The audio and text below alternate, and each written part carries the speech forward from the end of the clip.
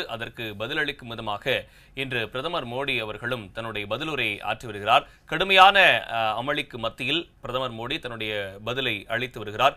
காங்கிரஸ் கட்சி மிகப்பெரிய இழப்பைத்தான் சந்தித்திருக்கிறது. 99 இடங்கள் மட்டுமே பெற்றிருக்கக்கூடிய காங்கிரஸ் கட்சி இப்படி பேசுவது சரியா? அதில் கவனம் செலுத்த வேண்டும் என்று அவர் தெரிவித்திருக்கிறார்.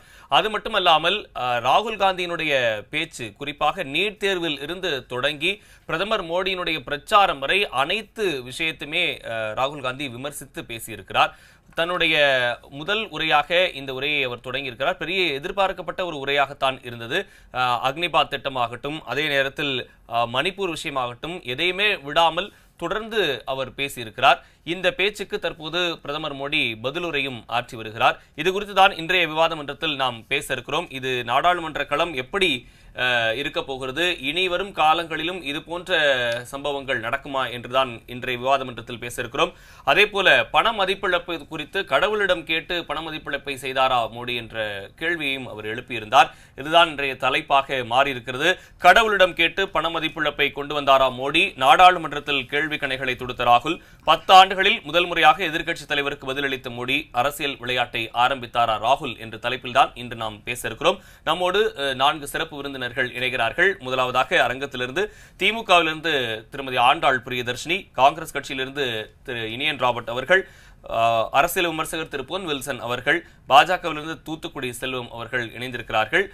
முதலாவதாக இனியன் ராபர்ட், நேத்து ராகுல் காந்தி பேசின பேச்சு பெரிய அனல் பறக்கும் பேச்சா இருந்தது. அவருடைய பாடி லாங்குவேஜ், அவருடைய ஆட்டிடியூட் எல்லாத்துலேயுமே ஒரு பெரிய சேஞ்ச் இருந்தது. ரொம்ப கம்பீரமா அவரோட பாயிண்ட்ஸை கண்டினியூவா விடாம பேசிக்கிட்டே இருந்தாரு. இது மெச்சூரிட்டி லெவல் ஏறி இருக்கு அப்படின்றத நம்ம எடுத்துக்கணுமா? எதிர்காலத்துல அவர் பிரதமர் வேட்பாளராக இருப்பாரு, அதுக்கான முழு தகுதியும் இந்த இடத்துல அவர் காமிச்சிருக்கிறாரு அப்படின்றத எடுத்துக்கணுமா? இல்ல சரியான கருத்துக்களை முன் வச்சிருக்கிறாரு அப்படின்னு எடுத்துக்கணுமா? ராகுல் குரலை எப்படி பார்க்கிறது? இல்ல, உங்களுக்கு 2009 2010 காலகட்டங்கள்ல பிஜேபியை சார்ந்தவங்க தலைவர் ராகுல் காந்தியை பப்புன்னு சொன்னாங்க.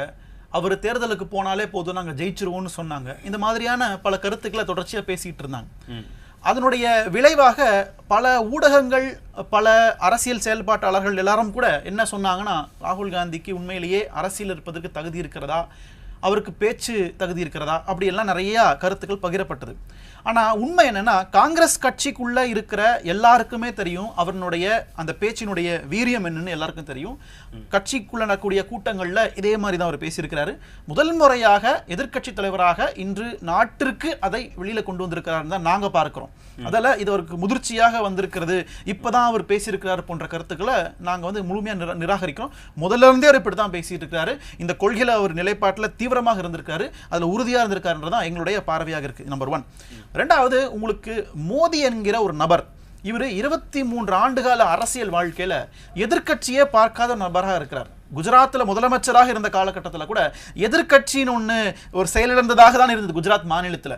அதன் பிறகு 2014 உங்களுக்கு இந்தியாவினுடைய பிரதமரான பிறகும் கூட எதிர்கட்சி வரிசையில் தலைவர் யாரும் இல்லாத காரணத்தை என்ஜாய் பண்ணிட்டு இருந்தார் 10 ஆண்டுகளாக. முதல் முறையாக காங்கிரஸ் கட்சி 99 தொகுதிகளை வெற்றி பெற்று அதன் மூலமாக முதல் முறையாக தலைவர் ராகுல் காந்தி எதிர்கட்சியாக அமர்வது என்பது அவரால் பொறுத்து கொள்ளவே முடியலை. அதுதான் யதார்த்தமான உண்மையாக இருக்கு. அதனுடைய தொடர்ச்சியாக அவர் நேற்று பேசின பேச்சுக்கள்லாம் நிச்சயமாக மோடியை ஒரு வெறுப்பேற்றிக் கொண்டதில் இந்த மாற்று கருத்தும் இல்லை. தலைவர் ராகுல் காந்தியும் உண்மையை தான் பேசியிருக்கிறார். அவர் பேசின எதுவுமே நாங்க தவறுன்னு சொல்றதுக்கு எதுவுமே இல்லை. ஏன்னா நாங்கள் காங்கிரஸ் கட்சிக்காரங்க பார்க்கின்ற இந்தியாவிற்கும் பிஜேபி பார்க்கின்ற இந்தியாவுக்கும் மிகப்பெரிய வேறுபாடு இருக்கு. நாங்கள் பன்முகத்தன்மையை நேசிக்கின்ற இந்தியாவை நாங்கள் பார்க்கிறோம், நேசிக்கிறோம்.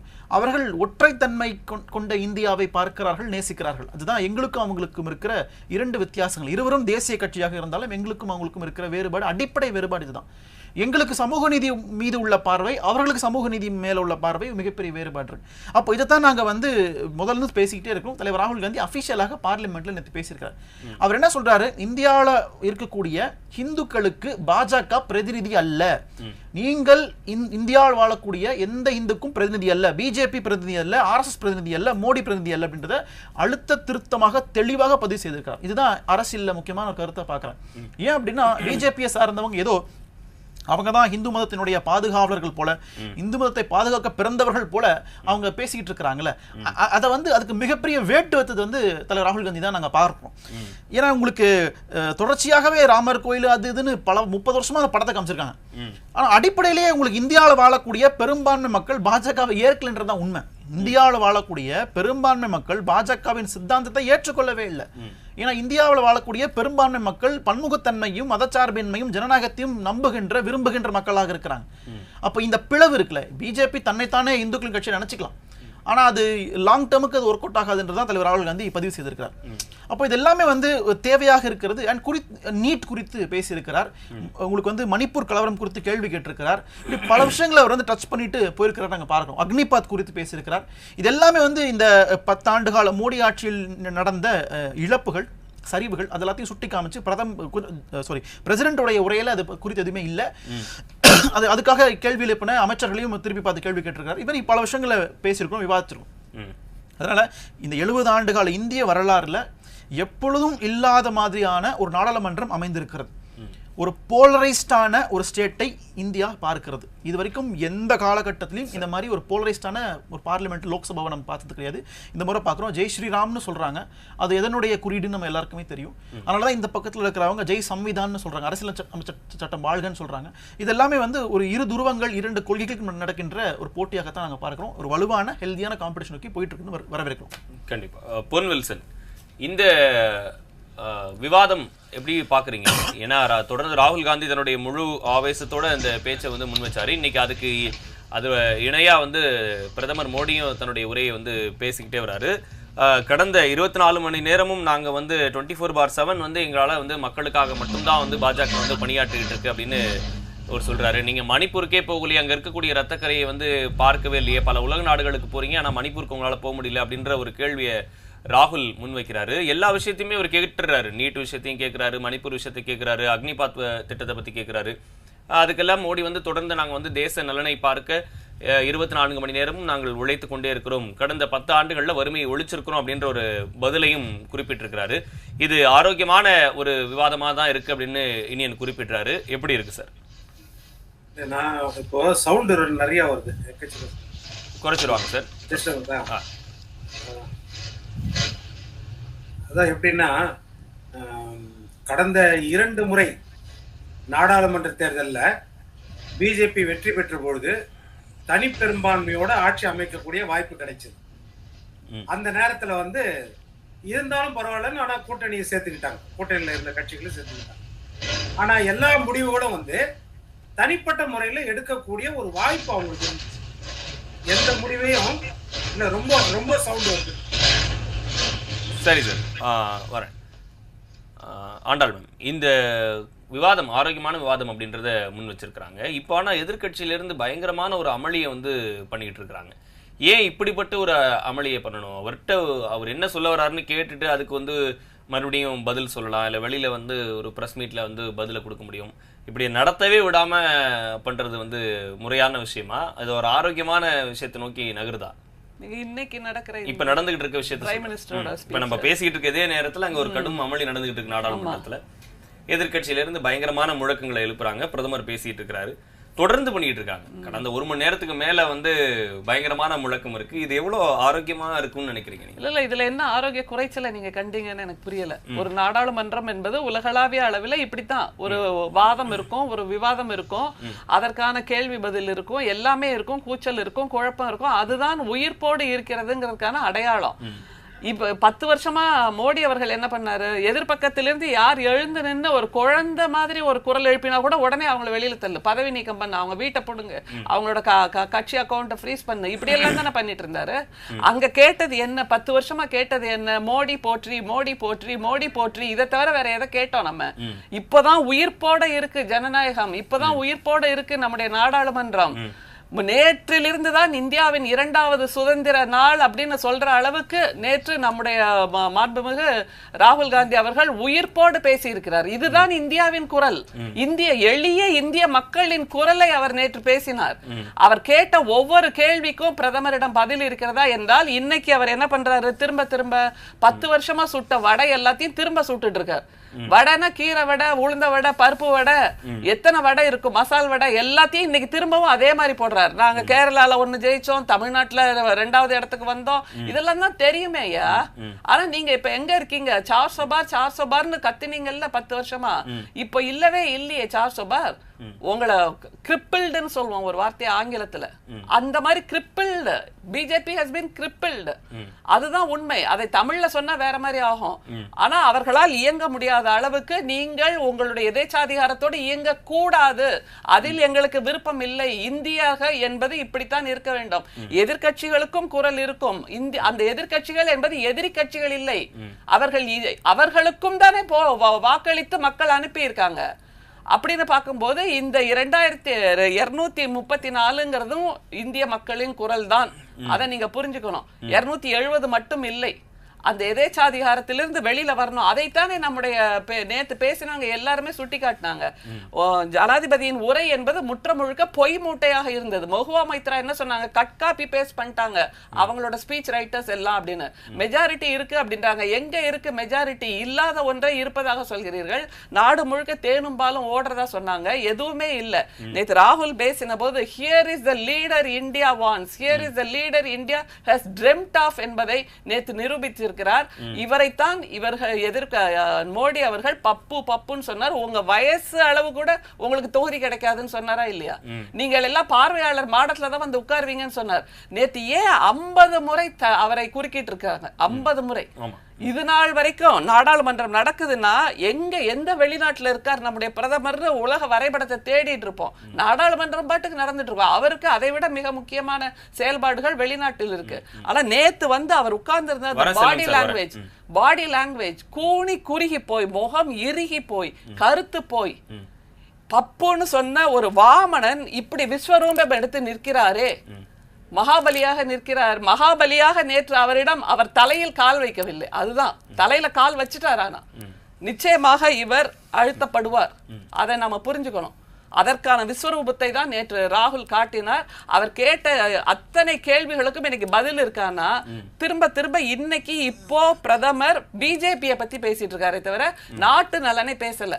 அக்னிவீர் திட்டத்துக்கு என்ன பதில் சொல்றாரு? அவர் கிண்டல் பண்றாரு திரும்பவும். இந்த கிண்டல் தான் எங்களுக்கு வேண்டாம். எங்களுக்கு பிரதமரிடமிருந்து ஆக்கப்பூர்வமான பதில்கள் வேண்டும். அவர் என்ன சொல்றாரு? காங்கிரஸ் எப்பவும் ராணுவ வீரர்களை கொச்சைப்படுத்தும், ஆனா அக்னிவீர் திட்டத்தை பத்தி கேள்வி கேட்கும். வேலை வாய்ப்பின்மை, இளைஞர்களை கொச்சைப்படுத்தும், ஆனா வேலை வாய்ப்பின்மை பற்றி பேசும். இப்படி எல்லாவற்றையும் கேலி கிண்டல். இது பிரதமருக்கு அழகு இல்லை. நேத்து அமித்ஷா கூட என்ன சொல்றாரு சபாநாயகரை பார்த்து? நீங்க என்ன அவரை பேச அனுமதிக்கிறீங்க அப்படின்னு, எங்களை காப்பாத்துங்கன்னு சொல்ற அளவுக்கு பரிதாபமான ஒரு சூழலை நேற்று ராகுல் உருவாக்கி இருக்கிறார் என்பதுதான் நிஜம். இது வெறுமனே அவருடைய ஒற்றை குரல் இல்லை, இந்திய மக்களின், எளிய இந்திய மக்களின் குரல்.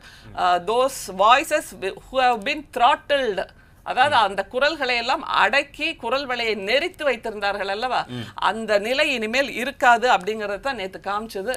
நிஜமாவே மோடி அவர்களுக்கு என்ன சொல்றது, அந்த மரண பயம்னு சொன்னா ஒரு வார்த்தை சரியா இருக்கலாம்.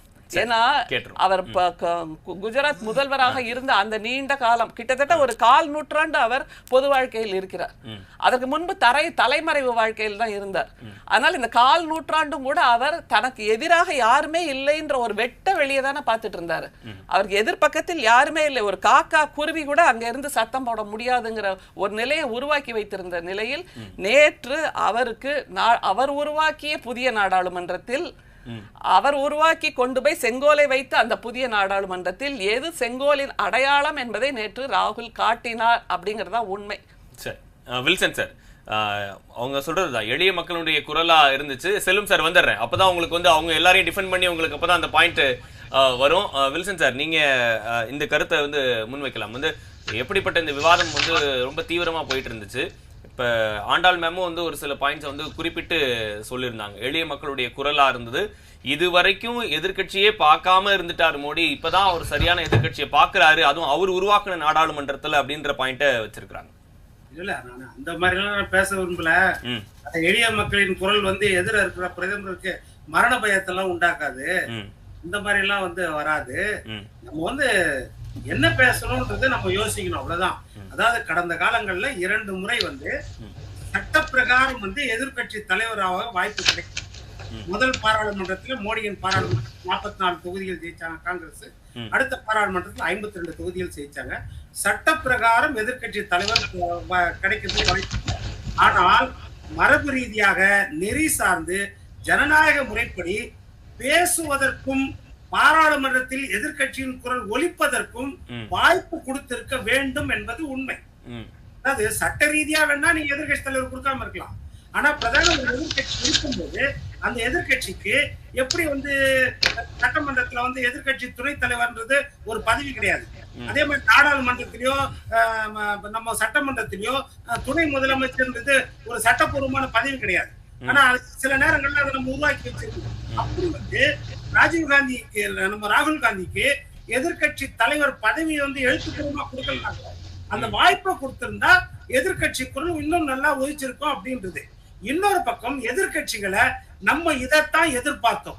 அதாவது 20 நாள் பாராளுமன்றம் நடந்தால் 20 நாளும் பாராளுமன்றத்தை முடக்கிவிட்டு வெளியே சென்று ஆர்ப்பாட்டம் பண்றதை விட இது போல வந்து ஒரு பேச்சு பேசினால் நாட்டிற்கு பயனுள்ளதாக இருக்கும். எதிர்கட்சி யாராக இருந்தாலும் சரி, அதைத்தான் நம்ம எதிர்பார்த்தோம். இந்த தடவை அது பிரகாசமா முதல் நாளே நடத்தி அந்த வாய்ப்பு வந்து அதை சரியாக முறையில் ராகுல் காந்தி பயன்படுத்தி கொண்டார், எதிர்கட்சிகளை பயன்படுத்தி கொண்டன அப்படின்றதுதான். நம்ம ராகுல் காந்தி பேசுற வந்து நிறைய விஷயங்கள் பாராட்டத்தக்க விஷயங்கள் இருக்கிறது, இல்லைன்னு சொல்லல. எப்படின்னா அகிம்சையை குறித்து பேசுறார். அகிம்சை தான் நம்ம அனைத்து மதங்களும் நமக்கு அன்பைத்தான் போதிக்கிறது அப்படின்றத பற்றி பேசினாரு. அதே மாதிரி வந்து அமலாக்கத்தை பழிவாங்குவதற்காக எப்படி பயன்படுத்தப்படுகிறது கடந்த காலங்களில் என்ன கூட 55 மணி நேரம் விசாரித்தார்கள் அப்படின்றத சொன்னாரு, இல்லைன்னு சொல்லணுமோ. அதுக்கப்புறம் வந்து நீட்டு தேர்வை பற்றி சொன்னாரு. அந்த விமர்சனங்கள் எல்லாம் உண்மையாக இருக்கிறது. அவர்கள் தான் நீட்டு கொண்டு வந்தாங்களோ அது வந்து கொள்கை ரீதியா அவங்க எதிர்க்கிறாங்க. இப்போ அது வந்து தேவைப்படுகிற மாநிலத்துக்கு மட்டும் பயன்படுத்தி தேவையில்லாத மாநிலங்களுக்கு கொடுக்க வேண்டாம்ன்றாங்க. அந்த கொள்கையை அவர் பிரகடனப்படுத்துறாரு. இப்போ நடந்த குளறுபடிகளை பற்றி எடுத்து சொல்றாரு. அது உண்மைதான், இல்லைன்னு சொல்ல. அதே மாதிரி அக்னிவீர் திட்டத்திலயும் சரி, அக்னிவீர் திட்டத்திலையும் எதிர்கட்சிகளுக்கு மாற்று சிந்தனை இருக்கிறது. அவங்க வேற வழிமுறைகளை பயன்படுத்துறாங்க. ஆளுங்கட்சிக்கு வேற சிந்தனை. அதை விமர்சித்து பேசுறாரு, உண்மை, அது நடக்கலாம். அதே மாதிரி மணிப்பூர் பிரச்சனையை பேசுறாரு. மணிப்பூர் பிரச்சனையை பேசுறதுக்கு நல்ல உரிமை இருக்கிறது, நல்ல வாய்ப்பு. ஏனென்றால் பிரதமர் வந்து அங்க போய் பார்க்கல அப்படின்றது ஒரு அக்கறையின் நிமித்தமாக ஆளுங்கட்சியை குறை சொல்லி பேசுவது கடமை. அதை கண்டிப்பா அவர் நிறைவேற்றாரு, அதை நல்லா பயன்படுத்துறாரு. அதே மாதிரி விவசாயிகளுக்கு குறைந்தபட்ச ஆதார விலை கொடுக்கணும் அப்படின்னு சொல்லிட்டு இப்ப சொல்லியிருக்காரு. அதுவும் வந்து விவசாயிகள் பிரச்சனை இருக்கு. அதுல சரியா தவறா அப்படின்றது வேற விஷயம். 2019 விவசாயிகளுக்கு குறைந்தபட்ச ஆதார விலை இருக்கிறது. அவங்க என்ன சொல்றாங்கன்னா அந்த எம்எஸ்பியை வந்து சட்டமாக்கணும்ன்றாங்க. அதாவது அது வந்து மினிமம் சப்போர்ட்டிங் பிரைஸ் வந்து சட்டமாக்கணும் அப்படின்போது தனியார் கூட அந்த விலையை விட்டு குறைவாக வாங்கினால் அவர்கள் மீது சட்டப்படி நடவடிக்கை சிறையில் தள்ளக்கூடிய வாய்ப்பை கூட ஏற்படும். அதை சட்டமாக்கணும் அப்படின்னு சொல்றாங்க. அதுல ஆளுங்கட்சிக்கும் எதிர்கட்சிக்கும் கருத்து வேறுபாடு இருக்கு. அதெல்லாம் வெளிப்படுத்துறாரு நம்ம ராகுல் காந்தி. அதெல்லாம் வரவேற்க தரக்கூடியது. ஆனால் அவர் சொன்ன வார்த்தைகள் வந்து இப்போ இந்து தர்மம் இந்து என்று சொல்லிக் கொள்பவர்கள் என்று சொன்னது வந்து அவரு பிஜேபியை குறிப்பிட்டு தான் சொன்னாரு. மொத்த பேரையும் குறிப்பிட்டு சொல்லல, இல்லன்னு சொல்லல. நானு அவர் குறிப்பிட்டது வந்து பிஜேபியை தான், அது உட்பொருள் வந்து பிஜேபியை தான், எதிர இருக்கிறவங்களை குறிப்பிட்டு தான் சொன்னார். அது வந்து தவறு கிடையாது. ராஜ தர்மத்தை கடைபிடிக்க வேண்டும்னாரு. இதெல்லாம் வந்து ரொம்ப சரியான வார்த்தைகள். ராகுல் காந்தி பேச்சுல குறையே கண்டுபிடிக்க முடியாது. அருமையா பேசுறாரு. இதே போல அவர் தொடர வேண்டும் அப்படின்றதுதான் நம்மளுடைய ஆசை. ஆனா என்னன்னா அதுல வந்து பெரிய அளவுல வந்து இன்றைக்கு ராகுல் காந்தி பேசல வந்து இல்லாத விஷயம் வந்து வேலை வாய்ப்பு சம்பந்தமாக நிர்வாக ரீதியாக இந்த ஆட்சி கட்டி 10 வருடங்களாக நிர்வாக ரீதியாக என்ன செய்தீர்கள், அதே போல வாரா கடன்கள், வெளிநாட்டில் பதுக்கி இருக்கிற பணங்கள், இதையெல்லாம் என்ன செய்தீர்கள், இதை கேட்டிருக்கலாம். அப்படி இல்லைன்னா பொருளாதாரத்தில் நாம் எந்த அளவுக்கு முன்னேறி இருக்கிறோம் அதை கேட்டிருக்கலாம். எல்லை பாதுகாப்பில் நாம் எந்த அளவுக்கு முன்னேறி இருக்கிறோம் அதை பற்றி பேசியிருக்கலாம். இதெல்லாம் வந்து அவர் பெரிய அளவுல பேசல. அப்ப வந்து இந்த விஷயம் தான் பேசினாரு.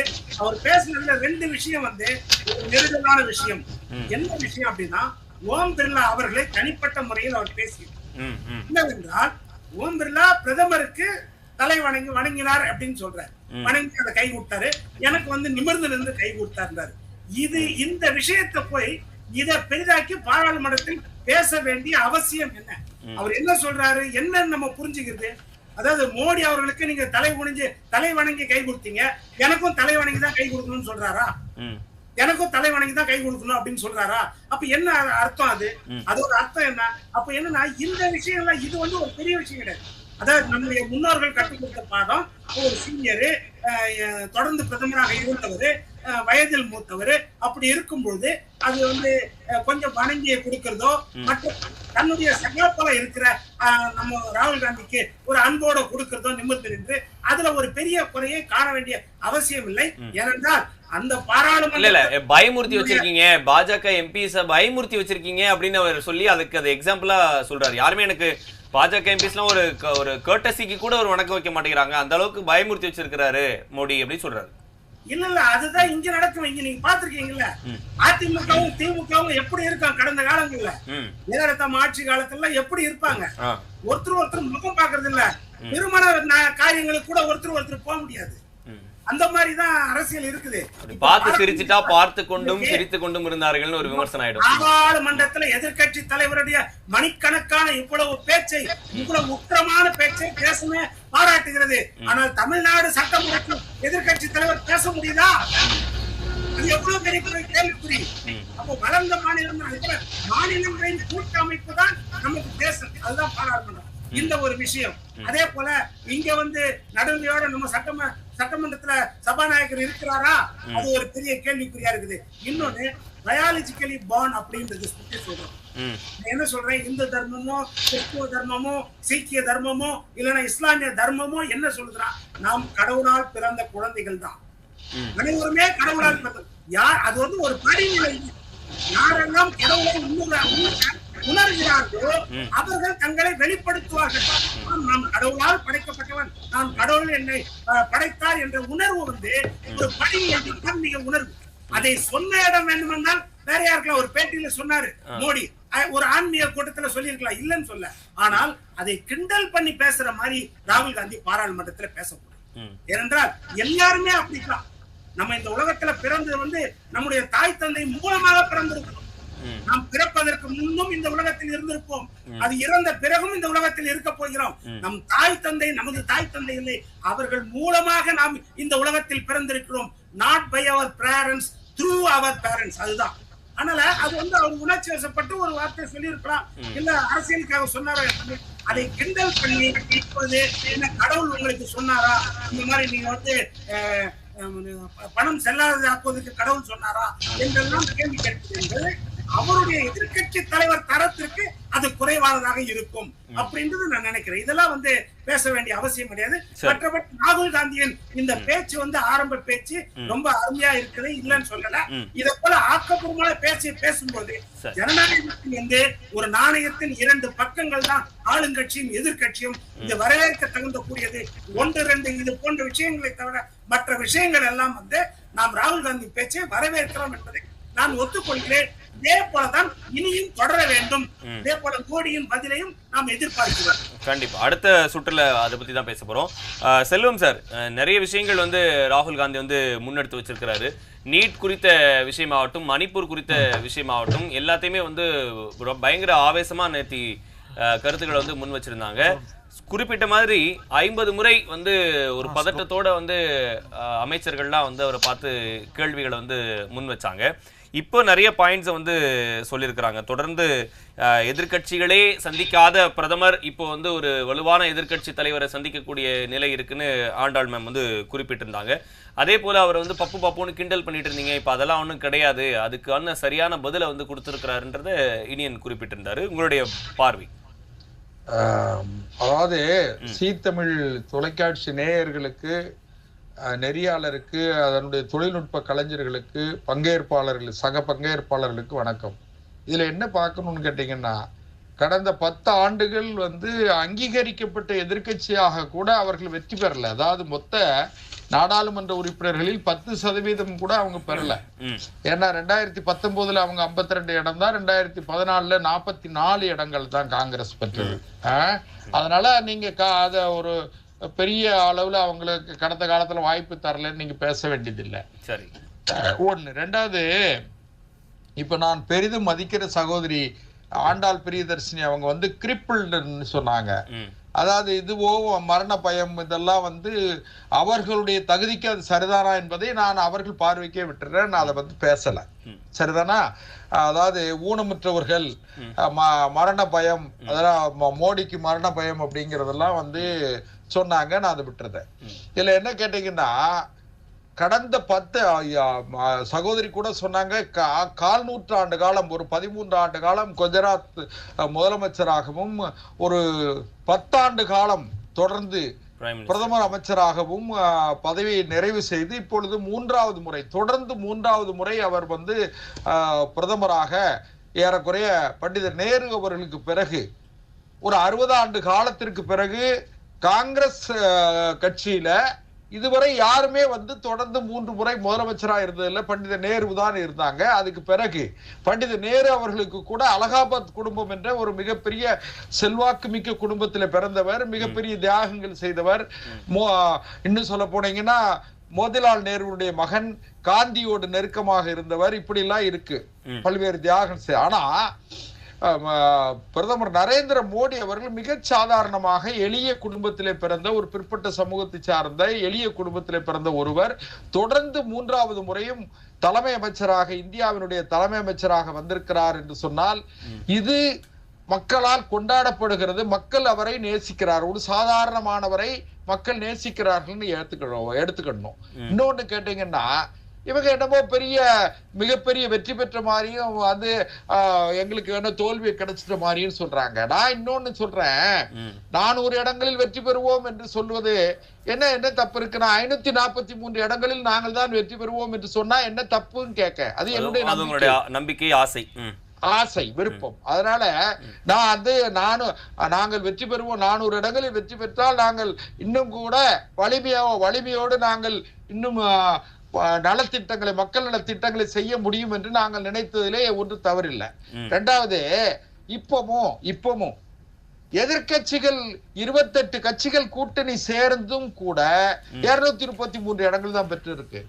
ஆனால் பாரதிய ஜனதா கட்சி மட்டும் 240 இடம் பெற்று இருக்காங்க. அதுல எங்கள் கட்சி, பாரதிய ஜனதா கட்சியை பொறுத்தவரையில நாங்கள் 4 கட்சி தான் நாங்கள் கூட்டணி. இந்த 4 கட்சி கூட்டணிக்குள்ளேயே நாங்கள் 296 இடங்கள் நாங்கள் பெற்றுட்டோம். அதுலயும் கூட மரியாதைக்குரிய ஓம் பிர்லா அவர்கள் மீண்டும் 2வது முறையும் மக்களவை தலைவராக அவர் தேர்ந்தெடுக்கப்படுகிற பொழுது குரல் வாக்கெடுப்புல வந்து பாத்தீங்கன்னா 307 இடங்கள், 7 வாக்குகள் ஓம் பிர்லாவுக்கும், காங்கிரஸ் கட்சியின் சார்பில் போட்டியிட்ட கொடிக்குன்னில் சுரேஷ் அவர்களுக்கு 227 வாக்குகளும் கிடைச்சது குரல் வாக்கெடுப்புல. அதனால நீங்க இவங்களுக்கு என்னன்னு கேட்டீங்கன்னா, பாரதிய ஜனதா கட்சியினுடைய அபரிமிதமான செல்வாக்கை அந்த பாரதிய ஜனதா கட்சி இவர்களால் வீழ்த்த முடியவில்லை என்கிற கவலை இவர்களுக்கு இருக்கிறது. இன்னைக்கு காங்கிரஸ் கட்சி அந்த கவலையில தான் ராகுல் பேசியிருக்கிறாரா? உறுதியா சொல்றேன். நான் இன்னொன்னு கேட்டீங்கன்னா, காங்கிரஸ் கட்சி கூட நிறைய ஸ்கீம்ஸ் வந்து விமர்சிச்சு பேசியிருந்தாரு. அக்னிபாத்திரத்தை விமர்சிச்சாரு, நீட் விமர்சிச்சாரு, மணிப்பூருக்கு ஏன் போல அப்படின்னு கேக்குறாரு. இதெல்லாம் வந்து அத என்ன அனுமதிக்க கம்பேரிட்டிவ்லி நீங்க சொன்னீங்க கடந்த 10 ஆண்டுகள்ல உங்களுக்கு இடம் இல்ல அப்படின்றத குறிப்பிட்டிருந்தீங்க. இப்போ உங்களுக்கு இந்த இடம் கிடைச்சு போச்சு. நீங்க சொல்ற மாதிரி 233 ஆகட்டும், அவங்க உள்ள வந்துட்டாங்கல்ல, இப்போ ஒரே அணியா இருக்கிறாங்க. இப்போ கூட சமீபத்துல மரியாதைக்குரிய பிரதமர் நரேந்திர மோடி அவர்கள் ஜனாதிபதியினுடைய உரைக்கு நன்றி தெரிவித்து, குடியரசுத் தலைவருடைய உரைக்கு நன்றி தெரிவித்து பேசுகிற பொழுது கூட அவங்க குறிப்பிட்டாங்க, ஒரு மாணவன் வந்து எல்லாருக்கும் வகுப்பறையில எல்லாருக்கும் இனிப்பு கொடுத்துக்கிட்டு இருந்தான். என்ன காரணம்னு சொல்லி ஆசிரியர் கேட்டாரு. 99 மதிப்பெண்கள் வாங்கினதுனால அவன் இனிப்பு கொடுத்துக்கிட்டு இருந்தான். உடனே வந்து ஆசிரியர் சொன்னாரு, 99 மதிப்பெண் எப்படி வாங்கினவன் நீ வந்து பாஸ் ஆகலையப்பா, 543 மதிப்பெண்களுக்கு நீங்க 99 மதிப்பெண் எடுத்திருக்க, நீ அப்ப பாஸே ஆகலையே, எப்படி நீ ஸ்வீட் கொடுப்ப அப்படின்னு சொல்லி ஆசிரியர் கேட்டாரு அப்படின்னு சொல்லி இப்பொழுது உரையில கூட சொல்லி இருக்கார், குறிப்பிட்டு மிக சரியாக சொல்லி இருக்கிறார். அவரு கூட்டணியை வச்சுதான் ஆட்சி அமைச்சிருக்கின்றத பத்தி பேசவே மாட்டேங்கிறார். அப்படி பார்த்தா தனித்த இடங்கள்னா 99, 240 ரெண்டுமே 272 இல்ல அப்படின்றது. நான் இன்னொரு விஷயம் கேட்டீங்கன்னா, சிங்கிள் லார்ஜஸ்ட் பார்ட்டி மாத்திரம் அல்லாம 240க்கும் 299க்குள்ள வித்தியாசத்தை எனக்கு பாருங்க. என்ன நீங்க உங்களுடைய பலத்தை யாருங்க கேள்வி கேட்கவே இல்ல. நீங்க தான் சிங்கிள் லார்ஜஸ்ட் பார்ட்டி, அது மாற்று கருத்து இல்ல. 400 சீட்டுன்னு சொன்னீங்களே, அது வந்தீங்களா தான் கேக்குறோம் நாங்க. நான் 543 சொன்னேன் சார், உங்களுக்கு தெரியாது. நாங்க 543 சொன்னோம். 543 உங்களுக்கு தான் கொடுத்துருவாங்களா? அப்படி கேட்டோம், நாங்க மக்கள்கிட்ட கேட்டோம். அவங்க வந்து 240 கொடுத்தாங்க. மக்கள் புரிஞ்சுக்கிட்டாங்க. அந்த இல்ல. புரிதலை நம்முடைய ராகுல் உருவாக்கினார். அவருக்கு எல்லாருக்கும் உயர்த்தி காமிச்சார்ல அந்த இந்திய அரசியலமைப்பு சட்டம்ங்கிற புத்தகம். அதை காப்பாற்ற வேண்டும் என்றால் நீங்கள் பிஜேபிக்கு 400 கொடுக்க கூடாது. அவர்களுக்கு 400 கிடைத்தால் நிச்சயமாக பேச விட மாட்டாங்க. நீங்க பேசும்போது குறுக்க வந்தனா என்ன நாகரிகம்? இல்ல இல்ல, அவர் பேச சொன்னார், அதனால தான் நான் பேசினேன். இல்லன்னா நான் வாயில இருக்க மாட்டேன். ஒரு விஷயம் கேட்டீங்கன்னா, இப்போ நீங்க இவ்வளவு பேசுறீங்களா, மணிப்பூர் நீட் அப்படிங்கீங்களா? நீட் கொண்டு வந்தது யாருங்க? காங்கிரஸ் கட்சி, காங்கிரஸ் திமுக. சரி, மணிப்பூருக்கு போகல, ரைட், பிரதமர் போகல சார். இங்க கள்ளக்குறிச்சிக்கு தமிழ்நாட்டுல இருக்கிற 66 இடத்துல 66 பேர் செத்து போனாங்களே கள்ளக்குறிச்சியில, விசச்சாராயம் குடிச்சு. அதுக்கு முதலமைச்சர் போனாரா? மரக்காணத்துல 22 பேர் செத்தாங்க. தகவல் தெரிஞ்சுக்கோங்க. இன்னைக்கு இருக்கிற நீட் எக்ஸாம் வந்து 2016ல பாஜக அரசால் கொண்டு வரப்பட்ட நீட். 2012 சார், 2016. நீங்க தகவல் போய் படிங்க. உச்சநீதிமன்ற தீர்ப்பு 2014 வந்தது. அதனுடைய தொடர்ச்சியாக பாஜக அரசு நீட், காங்கிரஸ் கட்சி கொண்டு நீட் வில்சன் சார் சொன்னாரு. கொஞ்ச நேரத்துக்கு முன்னாடி வில்சன் சார் பதிவு பண்ணாரு. அவர்கிட்ட கேளுங்க. நீங்க கையெழுத்து போட்டது திமுக அமைச்சர், தெரிஞ்சா சொல்லுங்க. அதெல்லாம் அவங்க சொல்றாங்க. மசோதா கொண்டு வந்தாங்க, அதை நிறைவேற்றி சரி பண்ண விலக்கு கொடுத்தது. கொண்டு வந்தது வந்து அதே கொண்டு வந்தது காந்தி செல்வன் என்கிற திமுகவுடைய அமைச்சர். மசோதா சார், மசோதா டிராஃப்ட்டுக்கும் நீங்க கொண்டு வந்திருக்க சட்டத்துக்கும் வித்தியாசம் தெரியணும். நான் ஒரே ஒரு விஷயம், நான் என்ன அனுமதிங்க, நீங்க சொல்லுங்க சொல்லுங்க. 13 மாநிலங்கள்ல காங்கிரஸ் ஒரே ஒரு எம்பி கூட பெறல, அதை புரிஞ்சுக்கிடுங்க. ரெண்டாவது, தமிழ்நாட்டுல இப்போ பாரதிய ஜனதா கட்சியை பொறுத்தவரையில நாங்க தெற்கு சீமையில இருந்து எங்க பலகீனமா இருந்தோம்னு நாங்க எங்களை வந்து சொன்னாங்களோ, அங்க கேரளால நாங்க ஒரு இடம் தொடங்கியாச்சு, கணக்கு தொடங்கியாச்சு. உத்தரப்பிரதேசத்துல நான் சொல்லி முடிக்க சார். ஒரிசால சொல்லுங்க, ஒரிசாவையா மறக்கீங்க? ஆந்திராவை நீங்க சொல்லுங்களேன், ஒரிசாவை சொல்லுங்களேன், ராஜஸ்தான சொல்லுங்களேன், மத்திய பிரதேசம் சொல்லுங்க. அதனால தலைநகரம் டெல்லியில 7 இடத்துலயும் பாரதிய ஜனதா கட்சி வெற்றி பெற்று இருக்கு. ஆம் ஆத்மி அந்த கூட்டணி ஒரு இடத்துல கூட ஜெயிக்கல. அதனால ஹரியானாவில் என்னாச்சு? அது ஹரியானால ஒரு சின்ன மாநிலம் சார். நாங்க அதுலயும் டெல்லி பெரிய மாநிலமா? 10 சீட் இருக்கு மொத்தம். டெல்லியில 7 சீட் இருக்கு. அதுலயும் 4 இடம் ஜெயிச்சிருக்கோம். அதுலயும் கேட்டுக்கிடுங்க. அதனால ஒரே ஒரு விஷயம் கேளுங்க சார். பிரதமர் மோடி அவர்களுடைய அபரிமிதமான செல்வாக்கை இவர்களால் எதுவும் சேதப்படுத்த முடியல. இப்போ தமிழ்நாட்டை பொறுத்தவரைக்கும் கூட நீங்க பாத்தீங்கன்னா, திமுக கடந்த காலங்களில் பெற்ற வாக்குகளை விட 6% குறைவா பெற்றிருக்காங்க. அதை இவங்களால ஒத்துக்கிட முடியல. இப்போ இவங்களுக்கு எதிர்கட்சிகளை பொறுத்தவரையில ஒரு ஒட்டு கூட்டணியை தவிர அவர்கள் கொள்கை கூட்டணி கிடையாது. ஏன்னு கேட்டா, இன்னும் வரக்கூடிய காலங்கள்ல மகாராஷ்டிரால தேர்தல் வரப்போகுது, ஹரியானால தேர்தல் வருது. இந்த தேர்தல்கள்லாம் என்ன வரும்னா, ஒருத்தருக்கு ஒருத்தர் அவர்களுக்குள்ள சண்டை போட்டு கிடப்பாங்க. அவங்க கிட்ட ஒரு முகம் இல்லை. அதாவது பாரதிய ஜனதா சொல்லி முடிக்கிற வரைக்கும் விடுங்க சார். இனியன் ராபர்ட் சார், அதாவது பாரதிய ஜனதா கட்சியை பொறுத்தவரையில நாங்கள் தேர்தலுக்கு முன்பே எங்களுடைய பிரதமர் வேட்பாளர் திரு நரேந்திர மோடி அவர்கள் தான் 3வது முறையும் பிரதமர் வேட்பாளர் சொல்லி நின்னோம். மக்கள் எங்களுக்கு 240 இடம் கொடுத்திருக்காங்க. 348 இடத்துல போட்டியிட்ட காங்கிரஸ் வெறும் 99 இடத்துல 100 தொடல. அதனால நீங்க ரொம்ப போட்டு பதட்டப்படாதீங்க. அதுக்கு பிரதமர் அதுக்கு பதில் சொல்லி இருக்கிறாரு. அதை நம்ம அப்படியே இந்திய விவாத மன்றத்திலே தொடர்ந்து நம்ம பேசிடலாம். வில்சன் சார், குறிப்பா இப்ப பிரதமர் மோடி வந்து தன்னுடைய பதில்களை வந்து தெரிவிச்சுட்டே வராரு. இதை எப்படி முடிக்கிறாரு கொண்டு வந்து அப்படின்னா, தொடர்ந்து பேசிக்கிட்டே இருக்கிறாரு. இந்துக்களுக்கு எதிரானது காங்கிரஸ் அப்படின்றதுதான் இப்ப அவருடைய கடைசி ஸ்டேட்மெண்டா இருக்கு. அதே போல கோடிக்கணக்கான மக்களின் மனதை ராகுல் காந்தி புண்படுத்தி இருக்கிறார் அப்படின்னு சொல்லி பேசியிருக்கிறாரு. பொய்யே காங்கிரஸை வந்து அழித்து விடும் அப்படின்ற பாயிண்டையும் பிரதமர் மோடி வந்து முன் வச்சிருக்கிறாரு. பள்ளி மாணவர்கள் போல குற்றம் சாட்டி இருக்கிறாங்க வந்து அப்படின்னு சொல்லி மறைமுகமா ராகுலை விமர்சிச்சு பேசுறாரு. அதே போல சனாதன விஷயத்தை பத்தியும் பேசியிருக்கிறாரு.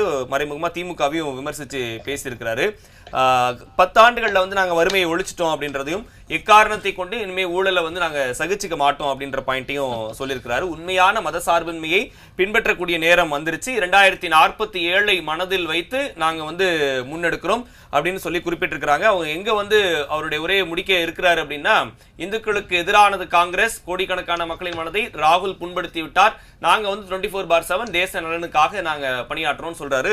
வில்சன் சார், உங்களுடைய பார்வை, மோடி அவர்களுடைய பதில் உரை நடந்திருக்கு சார். உங்க ஆடியோ மியூட்ல இருக்கு, நீங்க எடுத்துட்டு பேசலாம்.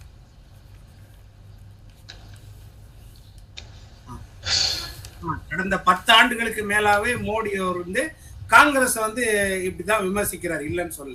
அதான் இந்துக்களுக்கு எதிரான கட்சி அப்படின்ற மாதிரிதான். ஆனா அதுல வந்து பெரிய அளவுல உண்மை கிடையாது. அது ஒரு அரசியல் பேச்சா தான் நம்ம எடுத்துக்க முடியும். காங்கிரஸை பொறுத்த வரைக்கும் அவர்கள் என்ன நினைக்கிறாங்கன்னா, எல்லாரையுமே வந்து அனுசரிச்சு போகணும்ன்ற மாதிரி. அதாவது காங்கிரஸா இருந்தாலும் சரி, சிறுபான்மை மக்களாக இருந்தாலும் சரி, அனுசரிச்சு போகணும். அதே நேரத்துல வந்து சிறுபான்மை மக்கள் ஓரளவு அச்சமின்றி வாழ வேண்டும் என்றால் பெரும்பான்மை மக்கள் ரொம்ப நிக்க முடியாது. பெரும்பான்மை மக்கள் பெரிய அளவில் நிக்க முடியாது. ஏன்னா அவர்களை தற்காத்துக் கொள்ள வேண்டிய வலிமை அவர்களுக்கு இருக்கிறது.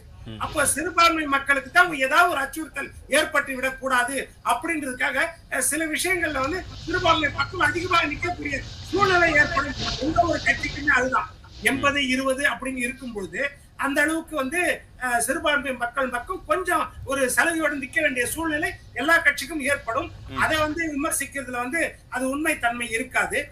மற்றபடி எடுத்துக்கிட்டீங்கன்னா, நீங்க தமிழ்நாட்டை பொறுத்த வரைக்கும், நான் இந்தியாவை பொறுத்த வரைக்கும் எப்படி சொல்றேன்னா, 10 வருடங்கள் நம்ம வந்து அரசியலுக்கு அப்பாற்பட்டு பேசுவோம்.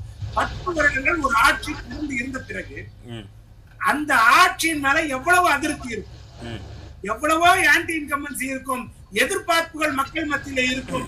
நிறைய பேர் அதிருப்தியில வெளியேறி இருப்பார்கள். ஓட்டு போட்டவங்களே எதிர்த்து நிற்பாங்க. இந்த ஆட்சியை பற்றி ஒரு மாற்றத்தை மக்கள் விரும்புவார்கள். அப்படி இருக்கும்போது 10 ஆண்டுகளுக்கு பிறகு இந்த வெற்றி பிஜேபிக்கு கிடைச்சிருக்குதுன்னா அது மிகப்பெரிய வெற்றி. அது ஒரு பக்கம்.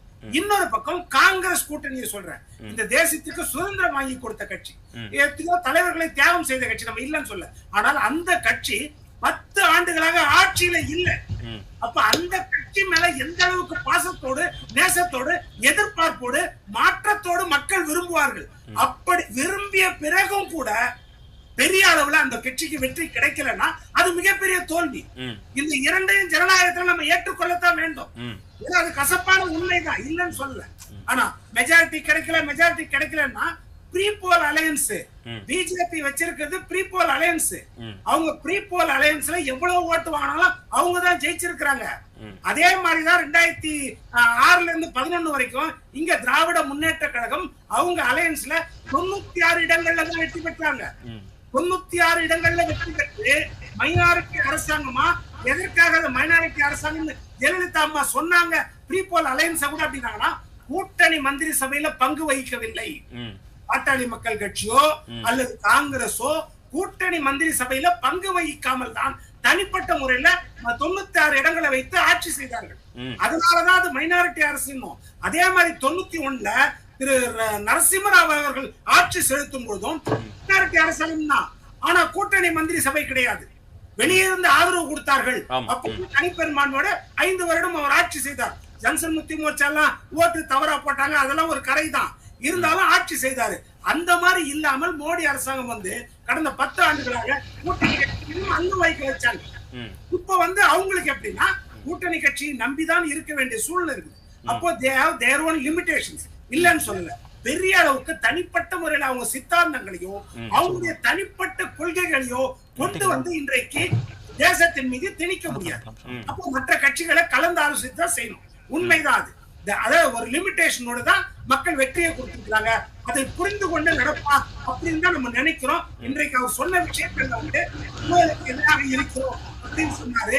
அது வந்து ஓரளவுக்கு உண்மைதான். ஏன்னா கடந்த 10 ஆண்டுகள் ஆட்சியில வந்து நம்ம பெரிய அளவுக்கு வந்து ஊழலை அவர்கள் மீது கண்டுபிடிக்க முடியவில்லை, சொல்லவும் முடியவில்லை. ஆனால் அங்கொன்று இங்கொன்றுமா இருக்கும், இல்லைன்னு சொல்ல. இப்ப நம்ம எதிர்கட்சி வரிசையில தெரிஞ்ச வார்த்தைகளா என்னன்னா அதானி அம்பானியை தவிர வேற வார்த்தை தெரியும். அப்ப இது வந்து எப்படின்னா கல் தோன்றி மண் தோன்றா காலத்தை சொல்றோம்.